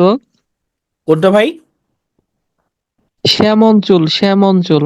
শামটা মূলত সিরিয়াকে বলা হয়। হ্যাঁ হ্যাঁ হ্যাঁ, শাম এটা শাম। তো মনে হয় 2-3টা রাষ্ট্র নিয়ে গঠিত না? শামের হচ্ছে গিয়ে মনে হয় কোনো ধর্মীয় ব্যাখ্যা আছে। কেউ যদি এ করেন তাহলে হচ্ছে গিয়ে মানে কোন রিজিয়নটা পুরোপুরি কথা বলা হয়েছে শামের, এটা হচ্ছে গিয়ে কেউ লিখতে পারেন কমেন্ট বক্সে। টেলিভিশনে আচ্ছা, থাকবে না বাংলা, থাকবে না ডাক্তারবাবু, থাকবে না। হ্যাঁ, ডাক্তার ইউনুসকে বলছে না আমাদের ময়ূখ রঞ্জন ঘোষ। তাহলে মুয়াবিয়াদের এই গ্রাফিতি প্রশাসনের নজরে পড়ে, কোনো মতে 8টা পার হয়, ভোর 4টায় মুয়াবিয়াদের দরজায় টোকা পড়ে, পুলিশ দেখে হিসাব মিলাতে পারে না বাড়ির কেউ, হাত করা পরিয়ে দাগে অপরাধীর মতো মুয়াবিয়াকে তুলে নিয়ে যায় পুলিশ। মুয়াবিয়ার মা বাবা বিস্ময়ে হতবাক হয়ে পড়েন। সেদিন ভোরে দারা শহরের আরও অনেকগুলো বাড়িতে পুলিশ হানা দেয়। হ্যাঁ, শাম এলাকার কথা বলেছেন শামসুল সায়ান ভাই। সিরিয়া, জর্ডান, লেবানন, ফিলিস্তিন অঞ্চলকে একসাথে বোঝানো হয়। শাম বিশেষ স্থান অধিকার করে আছে ইসলামী ইতিহাস সংস্কৃতিতে, মেন এরিয়াটা তবে সিরিয়াতেই। তাহলে এই স্কুল পড়ুয়া দেখেন, স্কুলের বাচ্চাদের হচ্ছে তারা বন্দি করে রাখছিল 1 মাস। এই স্কুল পড়ুয়া শিক্ষার্থীরাও ঘুণা করেও ভাবেনি সামান্য গ্রাফিতির কারণে তাদের উপর নেমে আসবে এমন নির্যাতন। সেখান থেকে ছড়িয়ে পড়বে ভয়ঙ্কর যুদ্ধ। শিশু কিশোরদের এই বন্দি সময়ে জেলখানার বাইরে দারা শহরের মানুষ নিয়মিত প্রতিবাদ বিক্ষোভ অব্যাহত রাখেন। এই বিক্ষোভে ঢুকে পড়েন গোয়েন্দারা, তালিকা করে ধরপাকড় চালান। 2011 সালের 18 মার্চ একটি মিছিলে নির্বিচার গুলি চালালে 4 জনের মৃত্যু হয়। এতে বিক্ষোভের তেজ আরও বাড়ে। এক পর্যায়ে সরকারের উচ্চপদস্থ লোকেরা এসে শহরের নেতৃস্থানীয়দের সঙ্গে সাক্ষাৎকার করেন। ইতিবাচক ইঙ্গিত পেয়ে শিশুদের ছেড়ে দেয় সরকার। 1 মাস পর শিশুরা মুক্ত হয়ে বাইরে এসে যখন দেখতে পাই তাদের জন্য পুরো শহর লড়াই করেছে, তখন তাদের মনোবল বেড়ে যায়। দেয়ালে লেখা সেই শব্দগুলো মনে পড়ে তাদের। সূতিকাগার হচ্ছে দারা শহর। কিন্তু বাশার আল আসাদের সরকার এই সময় আরেকটি মারাত্মক ভুল করে বসে। শিশুদের ছেড়ে দেওয়ার 48 ঘন্টার ভেতর তারা দারার প্রাচীন ও বিখ্যাত ওমারি মসজিদে অভিযান চালায়। মসজিদ চত্বরে বিস্ফোরণ ঘটালে সাধারণ মানুষ প্রাণ ভয়ে চারিদিক ছড়িয়ে পড়ে। 25 এপ্রিল সোমবার ভোরে দারা শহরে প্রবেশ করতে থাকে সেনাবাহিনীর ভারী ভারী ট্যাঙ্ক কামান। বিদ্যুৎ, ইন্টারনেট, কেবল, টেলিভিশন বন্ধ করে দিয়ে শহরটিকে দুনিয়া থেকে বিচ্ছিন্ন করে ফেলা হয়। বাইরে থেকে ঘিরে রাখা হয় শহরটি। 10 দিনের জন্য দারা শহর অবরুদ্ধ করে রাখে বাশারের বাহিনী। এ সময় প্রতিবাদ জানাতে পরিবারের সঙ্গে বিক্ষোভে সামিল শিশু হামজা আলীকে তুলে নিয়ে যায় সেনারা। নৃশংস নির্যাতনের পর 13ই মে শিশুটিকে মেরে ফেলেন তারা। দেখেন, শিশুদের ওরা ছাড়ে নাই। হ্যাঁ, তো স্কুল পড়ুয়া মুয়াবিয়াকে তিনি ঠেলে দিয়েছিলেন ফ্রি সিরিয়ান আর্মিতে। তাহলে দেখেন, স্বাভাবিকভাবেই হচ্ছে গিয়ে আপনার যে এতগুলো মানুষ শিশুরা নির্যাতনের শিকার হয়েছে, অনেকেই হচ্ছে গিয়ে দেখা গেছে কি তাদের স্কুল পড়ুয়া ছেলেপেলেদেরও কিন্তু ফ্রি সিরিয়ান আর্মিতে ঠেলে দিছে। তো এভাবে আসলে হচ্ছে গিয়ে আপনার এই গ্রাফিতির মাধ্যমে আলটিমেটলি দেখা যায় কি আপনার ওই সময় যে একটা তাদের নিপীড়নের ফলে যে জনরোষ ক্রিয়েট হয়েছিল, এটার ফলে কিন্তু আজকের এই পরিণতি বলা যায়। হ্যাঁ, খুব ইন্টারেস্টিং একটা লেখা, এটা আরও একবার পড়তে পারেন। হ্যাঁ, আবার বাশারকে হচ্ছে আদোনিসের চিঠি। আরও বিশ্বের জীবিত সেরা কবিদের মধ্যে অন্যতম ছিল আদোনিস। পশ্চিম সিরিয়ার লাতাকিয়ায় জন্ম দেওয়া আদোনিস সমসাময়িক আধুনিকতাবাদী আরবি কবিতার প্রধান পুরুষ। নিজেকে গান্ধীবাদী বলে দাবি করেন। 2011 সালের জুন মাসে আদোনিস বাশার আল আসাদকে একটি খোলা চিঠি দেন। লেবাননের সংবাদপত্র আল সাফিরে প্রকাশিত সেই চিঠি তিনি লিখেছেন সিরিয়ার একজন নাগরিক হিসেবে। চিঠিতে সিরিয়াকে একটি নৃশংস পুলিশি রাষ্ট্র হিসেবে বর্ণনা করে তিনি ক্ষমতাসীন বাথ পার্টিকে রক্তক্ষয়ের জন্য দায়ী করেন। বাশার আল আসাদকে রাষ্ট্রপতির পদ পদত্যাগ করার আহ্বান জানান। খুব দৃঢ়ভাবে আদোনিস তাকে সতর্ক করে দেন, একটি সম্পূর্ণ জাতিকে আপনি বন্দী করতে পারবেন না। হ্যাঁ, প্রতিরোধ আন্দোলনের শুরুতেই আদোনিস যে বিপ্লবীদের পক্ষ বেছে নিয়েছেন তা চিঠির ভাষায় তা বলে দেয়। তবে তার ভাষা বিপ্লবীদের ভাষার মতো হুবহু নয়। আদোনিসের মতো বিশ্বব্যাপী সুপরিচিত ব্যক্তিত্বের এই চিঠি লড়াইয়ের শুরুতেই বাশারকে দুনিয়ার কাছে খলনায়কে পরিচিত করতে সহায়তা করে। অন্যদিকে সিরিয়ার লেখক শিল্পীরাও এই সংগ্রামে ঝাঁপিয়ে পড়ার একটি ভিন্ন রকম ভাষা পান। প্রতিরোধের অন্য ধারা গ্রাফিতি। তাহলে আমরা দেখেছি কি যে শুরুটাই দারার একটা স্কুলের দেয়ালে 15 জন শিশুর আঁকা গ্রাফিতি দিয়ে হয়েছিল। এরপর এই গ্রাফিতি হয়ে ওঠে আরেকটি যুদ্ধের মাঠ, কারণ ওরা আঁকতো, আসাদের সরকারি বাহিনী হচ্ছে এটা মুছে ফেলতো। এবং শেষমেশ যখন হচ্ছে গিয়ে তারা এটা কিছুই করতে পারতেছে না, পরে করলো কি যে স্প্রে কেনা বেচা করা যাবে না। হ্যাঁ, মজার কথা হলো এরপরও সিরিয়ার অনেক শহরের অলিগলিতে স্প্রেম্যান হিসেবে অসংখ্য গ্রাফিতি শিল্পী টিকে রয়েছেন। এরপর লাস্টে কি হলো, কিস মালিকের রাজবন্দি বা চেকমেট। রক্তক্ষয়ী গৃহযুদ্ধে সিরিয়া যখন জর্জরিত, তখন সামনে এলো কিস মালিক। আরবি শব্দ কিস মালিক মানে রাজাবন্দি বা চেকমেট। সিরিয়ার নির্দয় রাজা বাশার আল আসাদের যে আর মুক্তি নেই তা মনে করিয়ে দিতেই এই অভিনব নাম নেয় এই সংগঠন। উত্তর সিরিয়ার আলেপ্পো শহরের তরুণেরা 2011 সালের মার্চের শুরু থেকেই কাজ করছিলেন। তাদের সংগঠনই হচ্ছে কিস মালিক। এর প্রধান কাজ সিরিয়ার হারানো মর্যাদা ফিরিয়ে আনা। জনসাধারণের মধ্যে সচেতনতা সৃষ্টিতে এরা সক্রিয় ভূমিকা রাখে। শহরের দেয়ালে দেয়ালে গ্রাফিতি আঁকা তাদের অন্যতম কাজ। ব্রিটেনের বিশ্ববিখ্যাত গ্রাফিতি শিল্পী বাংসি থেকে উদ্বুদ্ধ হয়ে তারা এই কার্যক্রমের নাম দিয়েছে বাংসি সিরিয়া। যুদ্ধহীন সিরিয়ার স্বপ্ন দেখা সাধারণ মানুষের কথা ও চিত্র তারা দেয়ালে দেয়ালে এঁকে দিয়ে যায়। বেশিরভাগ লেখাই থাকে ইংরেজিতে। চেষ্টা থাকে আন্তর্জাতিক গণমাধ্যমের সামনে আসার। গ্রাফিতি দিয়ে স্বাধীনতার চিন্তা ছড়িয়ে দিতে চায় তারা। বাংসি সিরিয়ার আঁকা একটি গ্রাফিতিতে দেখা যায় বক্তৃতা দিচ্ছেন বাসার আল আসাদ। পেছনে এক হাতে ডিম ছুটতে উদ্যত, আর এক হাতে মুঠোফোন নিয়ে এক কিশোর বলছে, এই যে ডিম বালক, ঠিক করতে কি অসুবিধা হচ্ছে, এরপর কে? এটি হয়তো সহায়তা করবে।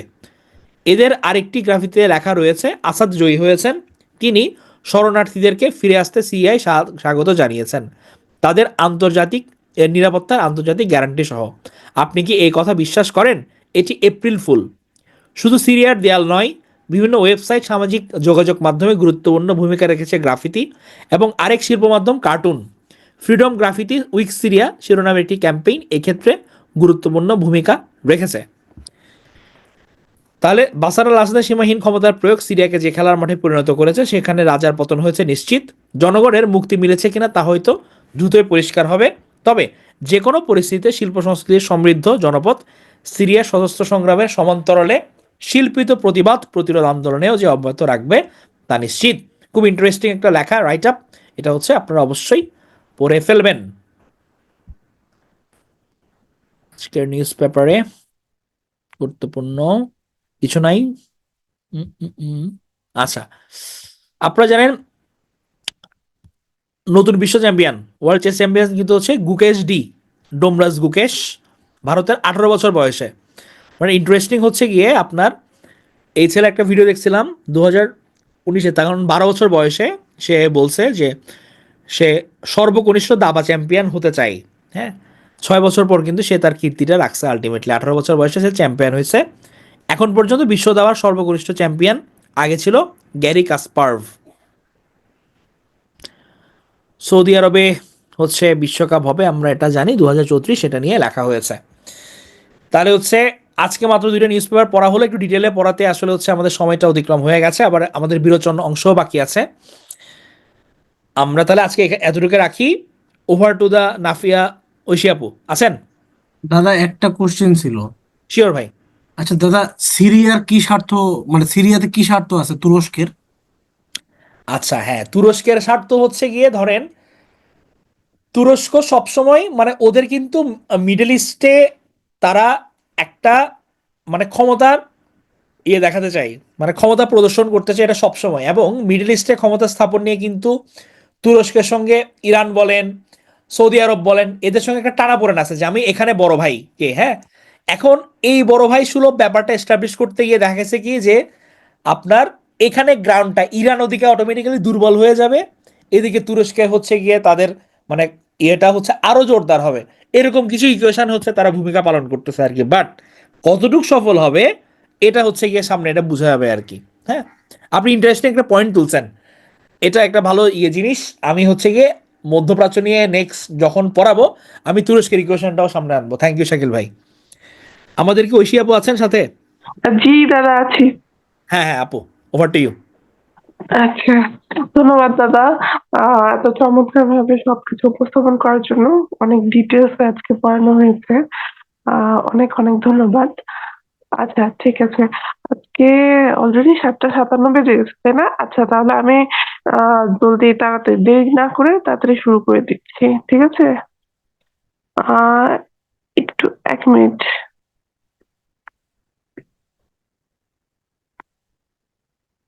উম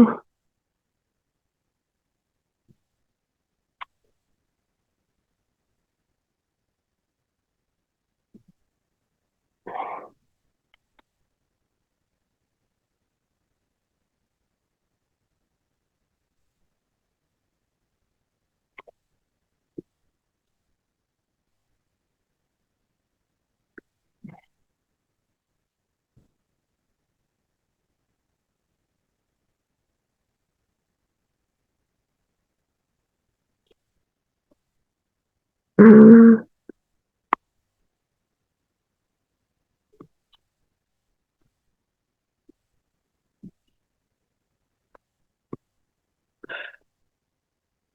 দাঁড়া 1 সেকেন্ড।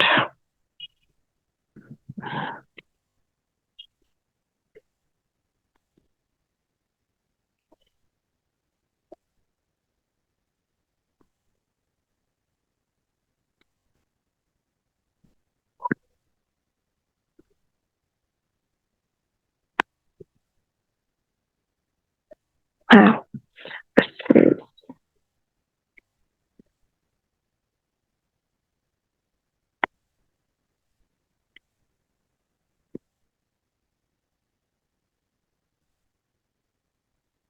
স্ক্রিন দেখা যাচ্ছে? জি আপু যাচ্ছে। হুম, ধন্যবাদ।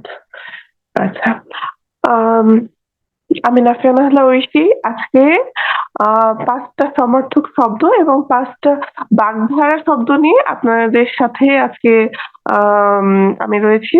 আচ্ছা, দেখা যাক আজকে প্রথম সমার্থক শব্দটা কি। হ্যাঁ, আজকে প্রথম সমার্থক শব্দ হচ্ছে আগের একটা সমার্থক শব্দ, সেটাকে রিভিশন দেওয়া। ঠিক আছে? আচ্ছা, গতদিন আমরা বোধহয় পড়েছিলাম, তাই না? কপল শব্দের অর্থ কি? কপল শব্দের অর্থ কি কেউ একটু বলতে পারবেন? দেখি সবাই ঘুমিয়ে গেছেন কিনা। রাকিব ভাইয়া আছেন?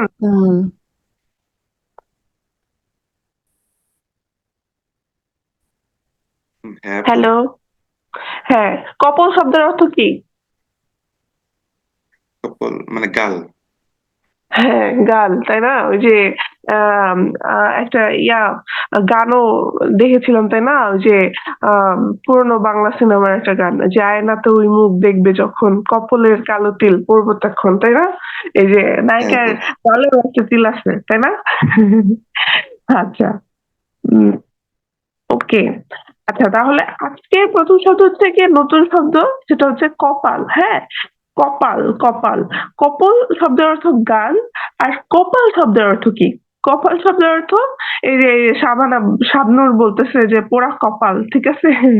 তাহলে কপাল শব্দের অর্থ কি? কপাল শব্দের অর্থ কি? ললাট, ভাগ্য, ভালো না কিন্তু। হ্যাঁ, কপাল কিন্তু ভালো না। ভালো, এটা হচ্ছে ভাল, ভয়কার ভা, ল। হ্যাঁ, লয় ওকার দিয়ে দিলে কিন্তু হচ্ছে গিয়ে ভালো বা চমৎকার, সেই জিনিসটা বুঝাবে। তো ভয়কার ভা, ল, এইটা হচ্ছে শব্দের অর্থ হচ্ছে কপাল। অদৃষ্ট, নিয়তি, নসিব, অলিক, বরাত। ঠিক আছে? এই সবগুলো শব্দের অর্থ কিন্তু ভাগ্য বা হচ্ছে গিয়ে আম, আহ, ইয়া এই শব্দ অর্থ হচ্ছে কি ভাগ্য, কপাল, তাই না? আচ্ছা, এখানে যে বলতে সবার কপালে সুখ সয় না। হ্যাঁ, আসলে সবার কপালে সুখ সয় না। তাহলে কপাল শব্দের অর্থ কি? ললাট, ভাগ্য, ভাল, অদৃষ্ট, নিয়তি, নসিব, অলিক, বরাত। আচ্ছা, এখানে কিন্তু অলিক বানানে রস্বইকার। এখানে যদি দীর্ঘইকার দেওয়া হয়, ওই যে অলিক স্বপ্ন বা মিথ্যা স্বপ্ন, সেটা তো হয়ে যায়, তাই না? সেটা অর্থ হয়ে যায়। অলিক শব্দের অর্থ লয় রস্বইকার। আচ্ছা, কেউ একটু আমার সাথে রিপিট করেন তো, কপাল শব্দের ইয়াটা কি, সমার্থক শব্দগুলো কি কি? ললাট, ভাগ্য, ভাল, অদৃষ্ট, নিয়তি, নসিব, অলিক, বরাত। আচ্ছা, শুধু এই আপু কেন? আরো আরো আপু, আরো ভাইয়াটা কোথায় আছে? হ্যাঁ, ললাট, ভাগ্য, ললাট, ভাল, ভাগ্য, অদৃষ্ট, ভাল, নিয়তি, অদৃষ্ট, নসিব, নিয়তি, অলিক, নসিব, বরাত। অলিক, বরাত। Very good. আচ্ছা, এখন তৃতীয় শব্দ হচ্ছে, এই যে দেখেন এখানে কি বলতেছে, চাইলাম জল আর পাইলাম শরবত, তাই না? আচ্ছা, জল, জল মানে পানির যে প্রয়োজনীয়তা, পানির যে চাহিদা, সেটাকে অন্য কিছু দিয়ে মিটে, বলেন তো? পানি এতটাই আমাদের জন্য অপরিহার্য, তাই না? জল জলের পিপাসা কিন্তু শরবতে মিটবে না। দেখেন এই যে এই লোক পানি না পেয়ে পাগল হয়ে গেছে, পাগলের মতো করতেছে, তাই না? আচ্ছা, তাহলে হচ্ছে জলের কিছু হচ্ছে সমার্থক শব্দ চলেন আজকে আমরা জেনে নিই। হ্যাঁ, জলের সমার্থক শব্দ হচ্ছে অনু, অপ, নীর। এই যে আচ্ছা, নীর নীর শব্দের বানানটা কিন্তু দেখে নিতে হবে। নয় দীর্ঘিকার ডয় শূন্য র যদি বসাই তাহলে কিন্তু সেই নীর হয়ে যাবে হচ্ছে বাসা বা বাড়ি, তাই না? আবাসস্থল। আর বয় শূন্য র যদি আমরা বসাই তখন তখন কিন্তু সেটা জল বা পানি, এটা বুঝাবে। ঠিক আছে? নয় দীর্ঘিকার বয় শূন্য র। ঠিক আছে? জলের সমার্থক শব্দ হচ্ছে কোনটা? নয় দীর্ঘিকার বয় শূন্য র। আর যদি ডয় শূন্য র যদি বসাই তাহলে ডয় শূন্য র দিয়ে কি হবে? নয় দীর্ঘিকার ডয় শূন্য র কি হবে বলেন তো? পাখির বাসা। নীর পাখির বাসা। পাখির বাসা না, মানুষের বাসা নীর, নয় জি দীর্ঘিকার। আপু, এখানে ওই যে নীর আর বাড়ি দুইটারই হচ্ছে ডয় শূন্য র এর ক্ষেত্রে ওই যে আবাসস্থল আর একটা হচ্ছে পানি হয়। আচ্ছা, কারো হয়তো কি বলে,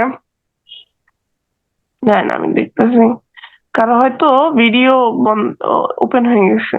আচ্ছা, জল, পানি। হ্যাঁ, কি বলছিলেন? বললাম আপু যে হচ্ছে এখানে আছে না নীর আর বাড়ি দুইটারই হুম, ডয় শূন্য রতে দুইটাই হচ্ছে আবাসস্থল আর এটার বয় শূন্য রতে জল বা পানি হয়। হ্যাঁ, গুড পয়েন্ট। হ্যাঁ, ঠিক আছে, ঠিক বলেছেন। অনু, অপ, নীর, সলিল, বাড়ি, উদক, প্রয়, পয়, তয়, প্রাণদ। প্রাণদ মানে কি? মানে দেখেন তো, প্রাণ দেয় যে তাকে বলা হয় হচ্ছে প্রাণদ। হ্যাঁ, তাহলে হচ্ছে কি জল, জীবন মানে আহ জীবনের অপর নাম কি? পানি না? তাহলে হচ্ছে গিয়ে পানি কি প্রাণ দেয়। এই যে পানি না পাইলে হচ্ছে কি এই যে এই লোকের মতো পাগল হয়ে যাব আমরা সবাই। তো হচ্ছে কি জলের একটা সমার্থক শব্দ হচ্ছে প্রাণদ। আর বারুণ, বারুণ। হ্যাঁ, জলের সমার্থক শব্দ হচ্ছে বারুণ। কিন্তু আমি যদি বরুণ বলি, হ্যাঁ, আকারটা কেটে দেই, হ্যাঁ, বরুণ বললে সেটা কি হবে বলেন তো? সূর্য। না, অরুণ অর্থ সূর্য, বরুণ অর্থ হচ্ছে গিয়ে আমার মনে হয় ইয়া কি বলে, এটা অর্থ হচ্ছে কি বাতাস। হ্যাঁ, বাতাস। এটা একটু দেখতে হবে, আমার একটু মানে খেয়াল নাই, কিন্তু বারুণ শব্দের অর্থ হচ্ছে কি? বরুণ অর্থ হচ্ছে সূর্য হয় এটা। বরুণ শব্দ অর্থ? জি আপু, বরুণ অর্থ হচ্ছে সূর্য। না না না আপু, আপনার কথা ভুল হচ্ছে। বরুণ শব্দের অর্থ না, অরুণ শব্দের অর্থ। একটু কাইন্ডলি একটু দেখেন, অরুণ শব্দের অর্থ হচ্ছে সূর্য। তো বরুণ আপু, শব্দের অরুণ অর্থ, অর্থ সূর্য, বরুণ অর্থ সূর্য হয় আর কি। এটা কি ওই যে ইয়াতে দেখলেন কি বলে, ডিকশনারিতে? আমার তাহলে একটু দেখতে হবে। ঠিক আছে আপু, আমি দেখে তারপর আপু হচ্ছে গিয়ে আমি submit করব। আমি যতদূর জানি বরুণ মানে হচ্ছে মানে পানি, আর হচ্ছে বারুণ মানে সমুদ্রের তো জল হচ্ছে পানি। বৃষ্টি বা এরকম। হ্যাঁ, এরকমই হয়তো কিছু, আমি একটু দেখতে হবে। ঠিক আছে, বরুণ শব্দের অর্থ হচ্ছে কি জল বা পানি, তাহলে এরকম হইতে পারে। আচ্ছা, ঠিক আছে। তাহলে মেঘ, মেঘ শব্দের অর্থ কি? মেঘ শব্দের অর্থ হচ্ছে কি অভ্র, জলদ। জলদ মানে কি জল যে দেয়। হ্যাঁ, আপু এখানে জল হচ্ছে ওই যে বারুণ যেটা বয় আকার এটা এটা হচ্ছে জল বা পানি। আর বরুণ যেটা ওই যে আপু বললো জরুন মানে বরুণ মানে হচ্ছে আপনার একটা দেবতা, সূর্য দেবতাকে বোঝানো হয়। না ভাইয়া, আপনি কোথাও ভুল দেখছেন। সূর্য দেবতাকে অরুণ বলা হয়, বরুণ হচ্ছে গিয়ে পানির দেবতা। তাহলে এটা ঠিক। হ্যাঁ, বরুণ মানে হচ্ছে এই যে মানে বারুণ মানে হচ্ছে কি যে উম যে জলের দেবতা এটাকে দেয়, এজন্য হচ্ছে এটার নাম হচ্ছে বারুণ। আচ্ছা, এখানে আমি আমি একটু ক্লিয়ার করে দিই। বরুণ বরুণ হচ্ছে গিয়ে সমুদ্রের দেবতা, এটা আমরা বলি হিন্দু ধর্মে হ্যাঁ, জলের দেবতা, এটা ঠিক আছে। আবার সূর্যকেও কিন্তু বরুণ বলা হয়। হ্যাঁ, তাই? ওটাও ঠিক আছে। আচ্ছা আবার আচ্ছা অরুণও হচ্ছে আচ্ছা। সূর্য হয়। ও আচ্ছা, ঠিক আছে দাদা, ধন্যবাদ। তাহলে এটা একটু কনফিউজ ছিলাম। ওকে, মেঘ, দেখেন মেঘ শব্দের অর্থ কি? অভ্র, জলদ, জলধর, জলকে ধরে রাখে। মেঘ তো জলকে ধরে রাখে, তাই না? এই জন্য হচ্ছে কি এটাকে বলা হয় জলধর। বারিদ মানে হচ্ছে কি বাড়ি বা জলকে দান করে যে, সেটা হচ্ছে বারিদ। নীরদ, জিমুত, জিমুত আচ্ছা হচ্ছে এই যে জিমুত শব্দের অর্থ কিন্তু কালো মেঘ, ঠিক আছে? তারপরে বলা হক, তয়ত, পয়ত, কাদম্বিনী। হ্যাঁ, এই যে দেখেন সব পানি, এই যে তয় শব্দ অর্থ পানি, পয় শব্দ অর্থ পানি, তাই না? তারপর নীর শব্দ অর্থ পানি, বাড়ি শব্দ অর্থ পানি। সবগুলোর পরে দ লাগাইলে কিন্তু হচ্ছে হয়ে যায় কি? মেঘ, তাই না? জলধর, জলকে ধরে রাখে। মেঘকে জলকে ধরে রাখে না, বা জলীয় বাষ্প হিসাবে জলকে ধরে রাখে। এই জন্য হচ্ছে কি মেঘের অপর নাম হচ্ছে কি জলধর। বারিদ, বাড়িকে দান করে যে, এই জন্য হচ্ছে কি মেঘের অপর নাম বারিদ, ঠিক আছে? জিমুত, জিমুত শব্দ অর্থ মেঘ। বলা হক শব্দ অর্থ মেঘ। কাদম্বিনী শব্দ অর্থ মেঘ, কাদম্বিনী শব্দ অর্থ মেঘ। আচ্ছা, ওই যে জীবিত মৃত রবীন্দ্রনাথ ঠাকুরের একটা ইয়া আছে, ক্যারেক্টার আছে, তাই না? কাদম্বিনী। এবং লাস্টে একটা খুবই করুণ একটা কি বলে লাইন দিয়ে শেষ হয়, তাই না? কাদম্বিনী মরিয়া প্রমাণ করিল সে মরে নাই, তাই না? জি আপু। তাহলে কাদম্বিনী শব্দ অর্থ হচ্ছে মেঘ। কাদম্বিনী শব্দ অর্থ মেঘ। মেঘ করলে মনটা একটু স্যাড স্যাড হয়ে যায় না? এই জন্য বোধহয় রবীন্দ্রনাথ ঠাকুর এত স্যাড একটা গল্পের নায়িকার নাম কাদম্বিনী দিয়েছেন, ঠিক আছে? আচ্ছা, তারপরে দেখেন এখানে হচ্ছে কি আরেকটা জিনিস এখানে দিছে। দেখেন এই যে ভিলেন টাইপের লোকটা বলতেছে মেঘনা চাইতে বৃষ্টি। তাহলে মেঘনা চাইতে বৃষ্টি, এটার অর্থ কি আপনারা কেউ বলতে পারবেন? এটা কিন্তু একটা বাগধারা। যা এক্সপেক্ট করেছিল তার থেকে আর একটু বেশি পেয়ে যাওয়া। হ্যাঁ, এক্সপেক্ট করি নাই কিন্তু পেয়ে গেছি, হ্যাঁ এরকম। এই যে এই লোকটা কি দেখে যে এরকম বলতেছে আল্লাহ জানে। আচ্ছা আচ্ছা, এখন আরেকটা জিনিস দেখেন, সমুদ্র। হ্যাঁ, ওই যে একটা গান আছে না, দেখেন কুমার শানুর একটা গান আছে যে কত যে সাগর নদী পেরিয়ে এলাম আমি, তাই না? এখন এতগুলো সমার্থক শব্দ পড়ার পরে আপনাদের এরকম লাগতেছে কিনা যে কত সাগর নদী পার হয়ে এলাম? আপনাদের কি এরকম লাগতেছে? হ্যাঁ, আজকে তাহলে রেসপন্স নাই কেন?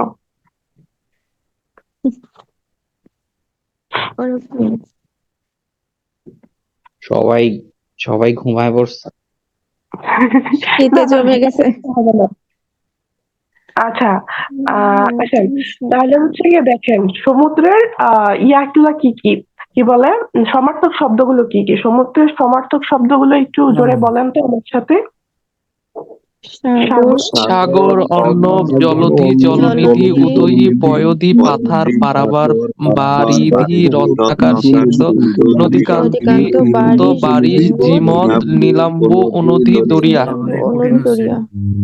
হ্যাঁ, এখন দেখেন একটা জিনিস লক্ষ্য করেন। হ্যাঁ, এই যে দেখেন সবগুলো কি পানি না? জল, উদ, তারপর পয়, তারপর হচ্ছে গিয়ে কি এই যে বাড়ি, হ্যাঁ, এই যে অনু, হ্যাঁ, এগুলো সবগুলোর অর্থ কি?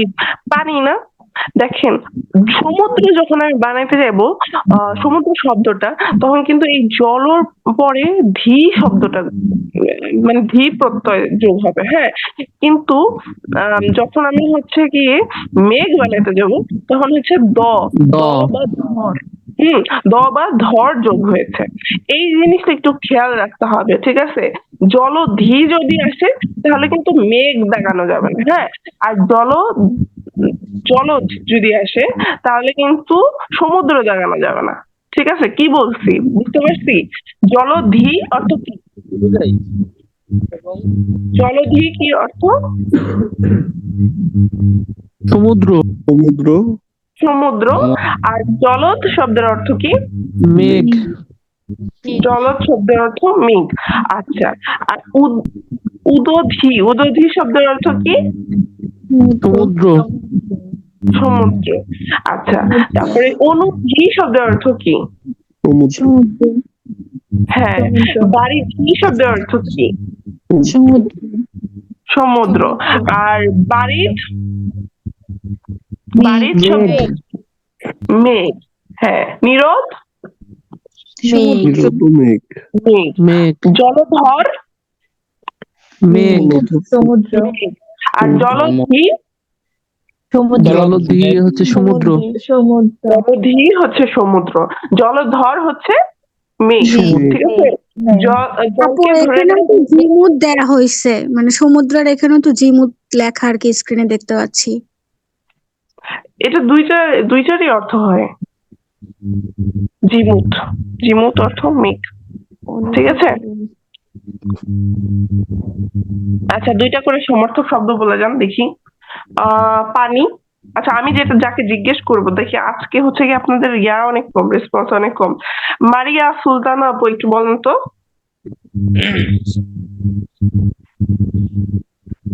হ্যালো, হ্যাঁ হ্যাঁ আপু, পানি শব্দের সমার্থক শব্দ বলেন তো দুইটা।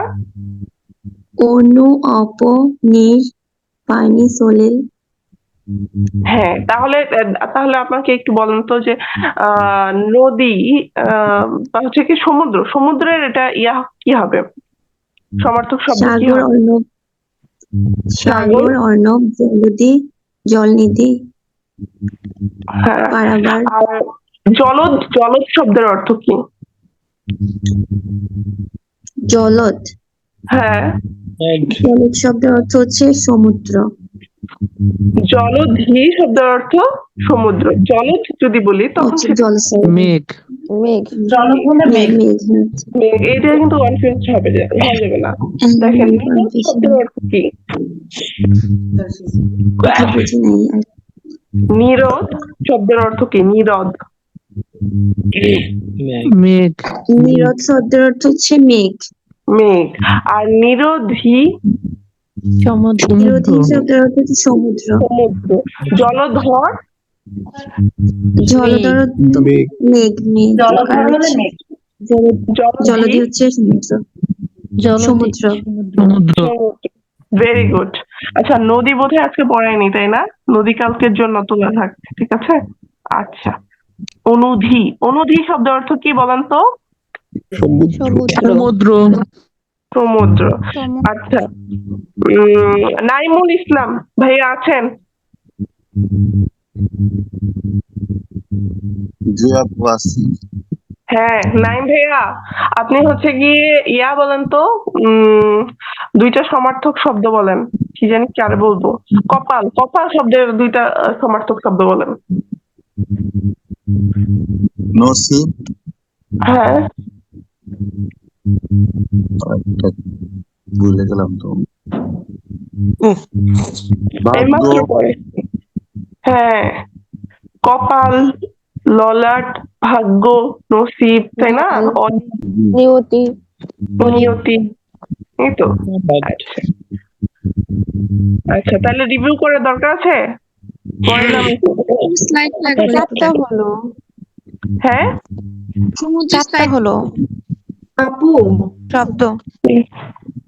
আপু জি। একটা প্রশ্ন ছিল, জিমুত শব্দটা মেঘ আর হচ্ছে সমুদ্র বললেন, এটা মেঘ আর পর্বত হবে না? জিমুত জিমুতটা একটু শব্দের ক্লিয়ার অর্থ করে। পর্বত, এটা তাহলে আমি একটু দেখতে হবে আপু। তাহলে জিমুত শব্দের অর্থ পর্বত কিনা এটা আমি একটু দেখবো, ঠিক আছে। আমার খেয়াল আসতেছে না, জিমুত শব্দের অর্থ তো এটা হওয়ার কথা না। আচ্ছা ঠিক আছে, তাহলে দেখেন আসেন আমরা বাগধারাটা হচ্ছে গিয়ে কমপ্লিট করি, ঠিক আছে। বাগধারা, হ্যাঁ সমার্থক শব্দ চারটা হলো। হ্যাঁ, সমার্থক শব্দ চারটা হলো। আমাদের তো ফাউন্ডেশনের কোর্সের ক্লাস শুরু হয়েছে বোধহয় মনে হয়। আচ্ছা ঠিক আছে, আমি একটু পরে শেষ হয়ে যাবে। দেখেন যে অক্ষয় বট শব্দের অর্থ কি? প্রাচীন ব্যক্তি। অক্ষয় বট শব্দের অর্থ কি? প্রাচীন ব্যক্তি, তাই না? মাছে যে পেটি বা হচ্ছে মাছে যে ইম্পর্টেন্ট কি বলে মাথাটা সবসময় কে খায়, যে সাধারণত যে হচ্ছে গিয়ে একটু বৃদ্ধ লোক বা বাড়ির কর্তা, তাকে হচ্ছে গিয়ে দেওয়া হয়, তাই না? তাহলে তার অর্থটা কি? মানে অক্ষয় বট অর্থ প্রাচীন ব্যক্তি, ঠিক আছে। অক্ষয় বট অর্থ প্রাচীন ব্যক্তি।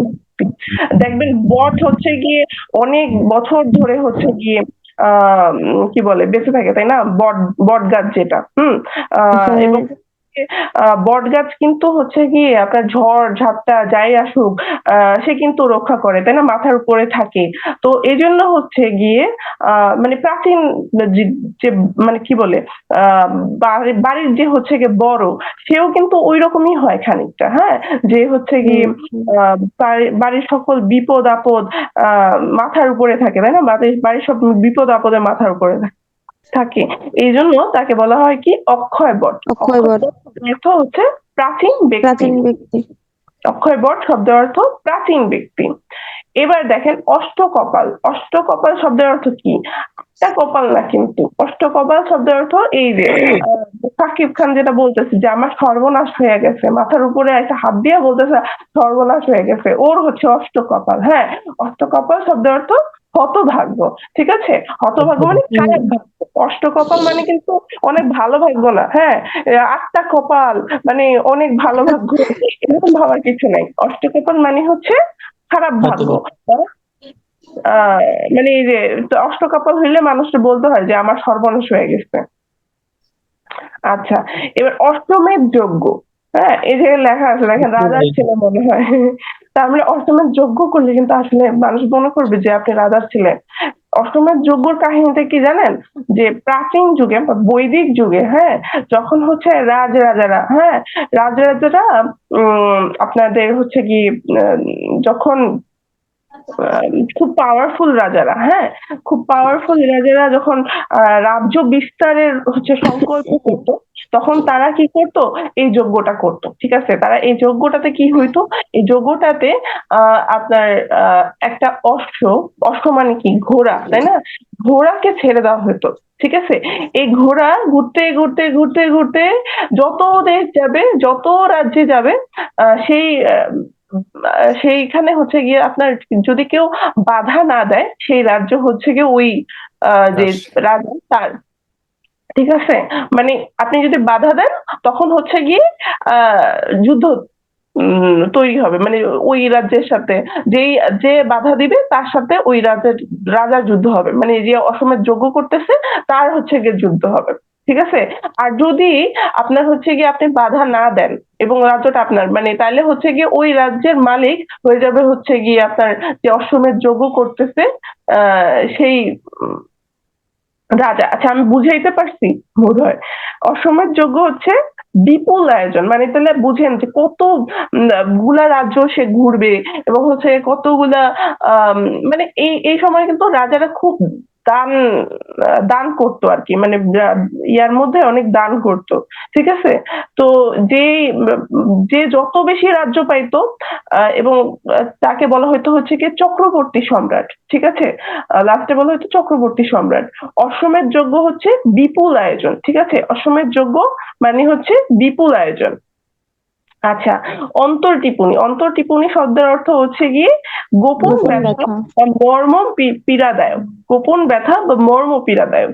অন্তর্টিপুনি মর্ম পীড়াদায়ক। ঠিক আছে? এই যে মতি মিয়া বলতেছে তার বোধহয় অন্তর্টিপুনি আছে, দেখেন যে মনে বেজায় দুঃখ ছোট চাচা, আহারে মানে গালে আবার হাত দিয়েও রাখছে, মনে হয় গালে থাপ্পড় টাপ্পড় মারছে নাকি, তার জন্য অন্তর্টিপুনি শুরু হয়েছে। ঠিক আছে? আচ্ছা, এখন দেখেন অঙ্কুশ তাড়না। অঙ্কুশ তাড়না শব্দের অর্থ কি? এই যে দেখেন জাহিদ হাসান চেহারাটা দেখে মনে হচ্ছে না যে ও ব্যথা পাইছে, কিন্তু অথচ বলতেছে, মুখে বলতেছে ব্যথা পাইনি। ঠিক আছে? তার মানে কি ওর মনে একটা ব্যথা আছে কিন্তু ও লুকাইতেছে। ঠিক আছে? ওর মনে ব্যথা আছে কিন্তু হচ্ছে ও মুখে লুকাইতেছে। তার মানে কি অন্তর্গত আঘাত। মানুষ যখন মনে আঘাত পায়, মানে ভিতরে আঘাত পায়, তখন মানুষ এমন হয়ে যায়, তাই না? বলে যে হ্যাঁ ব্যথা পাইনি কিন্তু আসলে ব্যথা পাইছে। ঠিক আছে? অঙ্কুশ তাড়না। আচ্ছা, এখন তাহলে আপনারা বলেন তো অক্ষয় বট শব্দের অর্থ কি? প্রাচীন ব্যক্তি। হতভাগ্য। হতভাগ্য বা মন্দ কপাল। মন্দ কপাল। অঙ্কুশ তাড়না অন্তর্গত আঘাত। অন্তর্গত আঘাত। গোপন ব্যথা কিন্তু হচ্ছে যে অন্তর্টিপুনি। ঠিক আছে? অন্তর্টিপুনি, মতি মিয়ার অন্তর্টিপুনি আছে। আচ্ছা, ধন্যবাদ, সবাই ভালো থাকবেন। পার্টিসিপেন্টস অলরেডি আজকে অনেক কমে গেছে, ফাউন্ডেশনের ক্লাস আছে। আচ্ছা।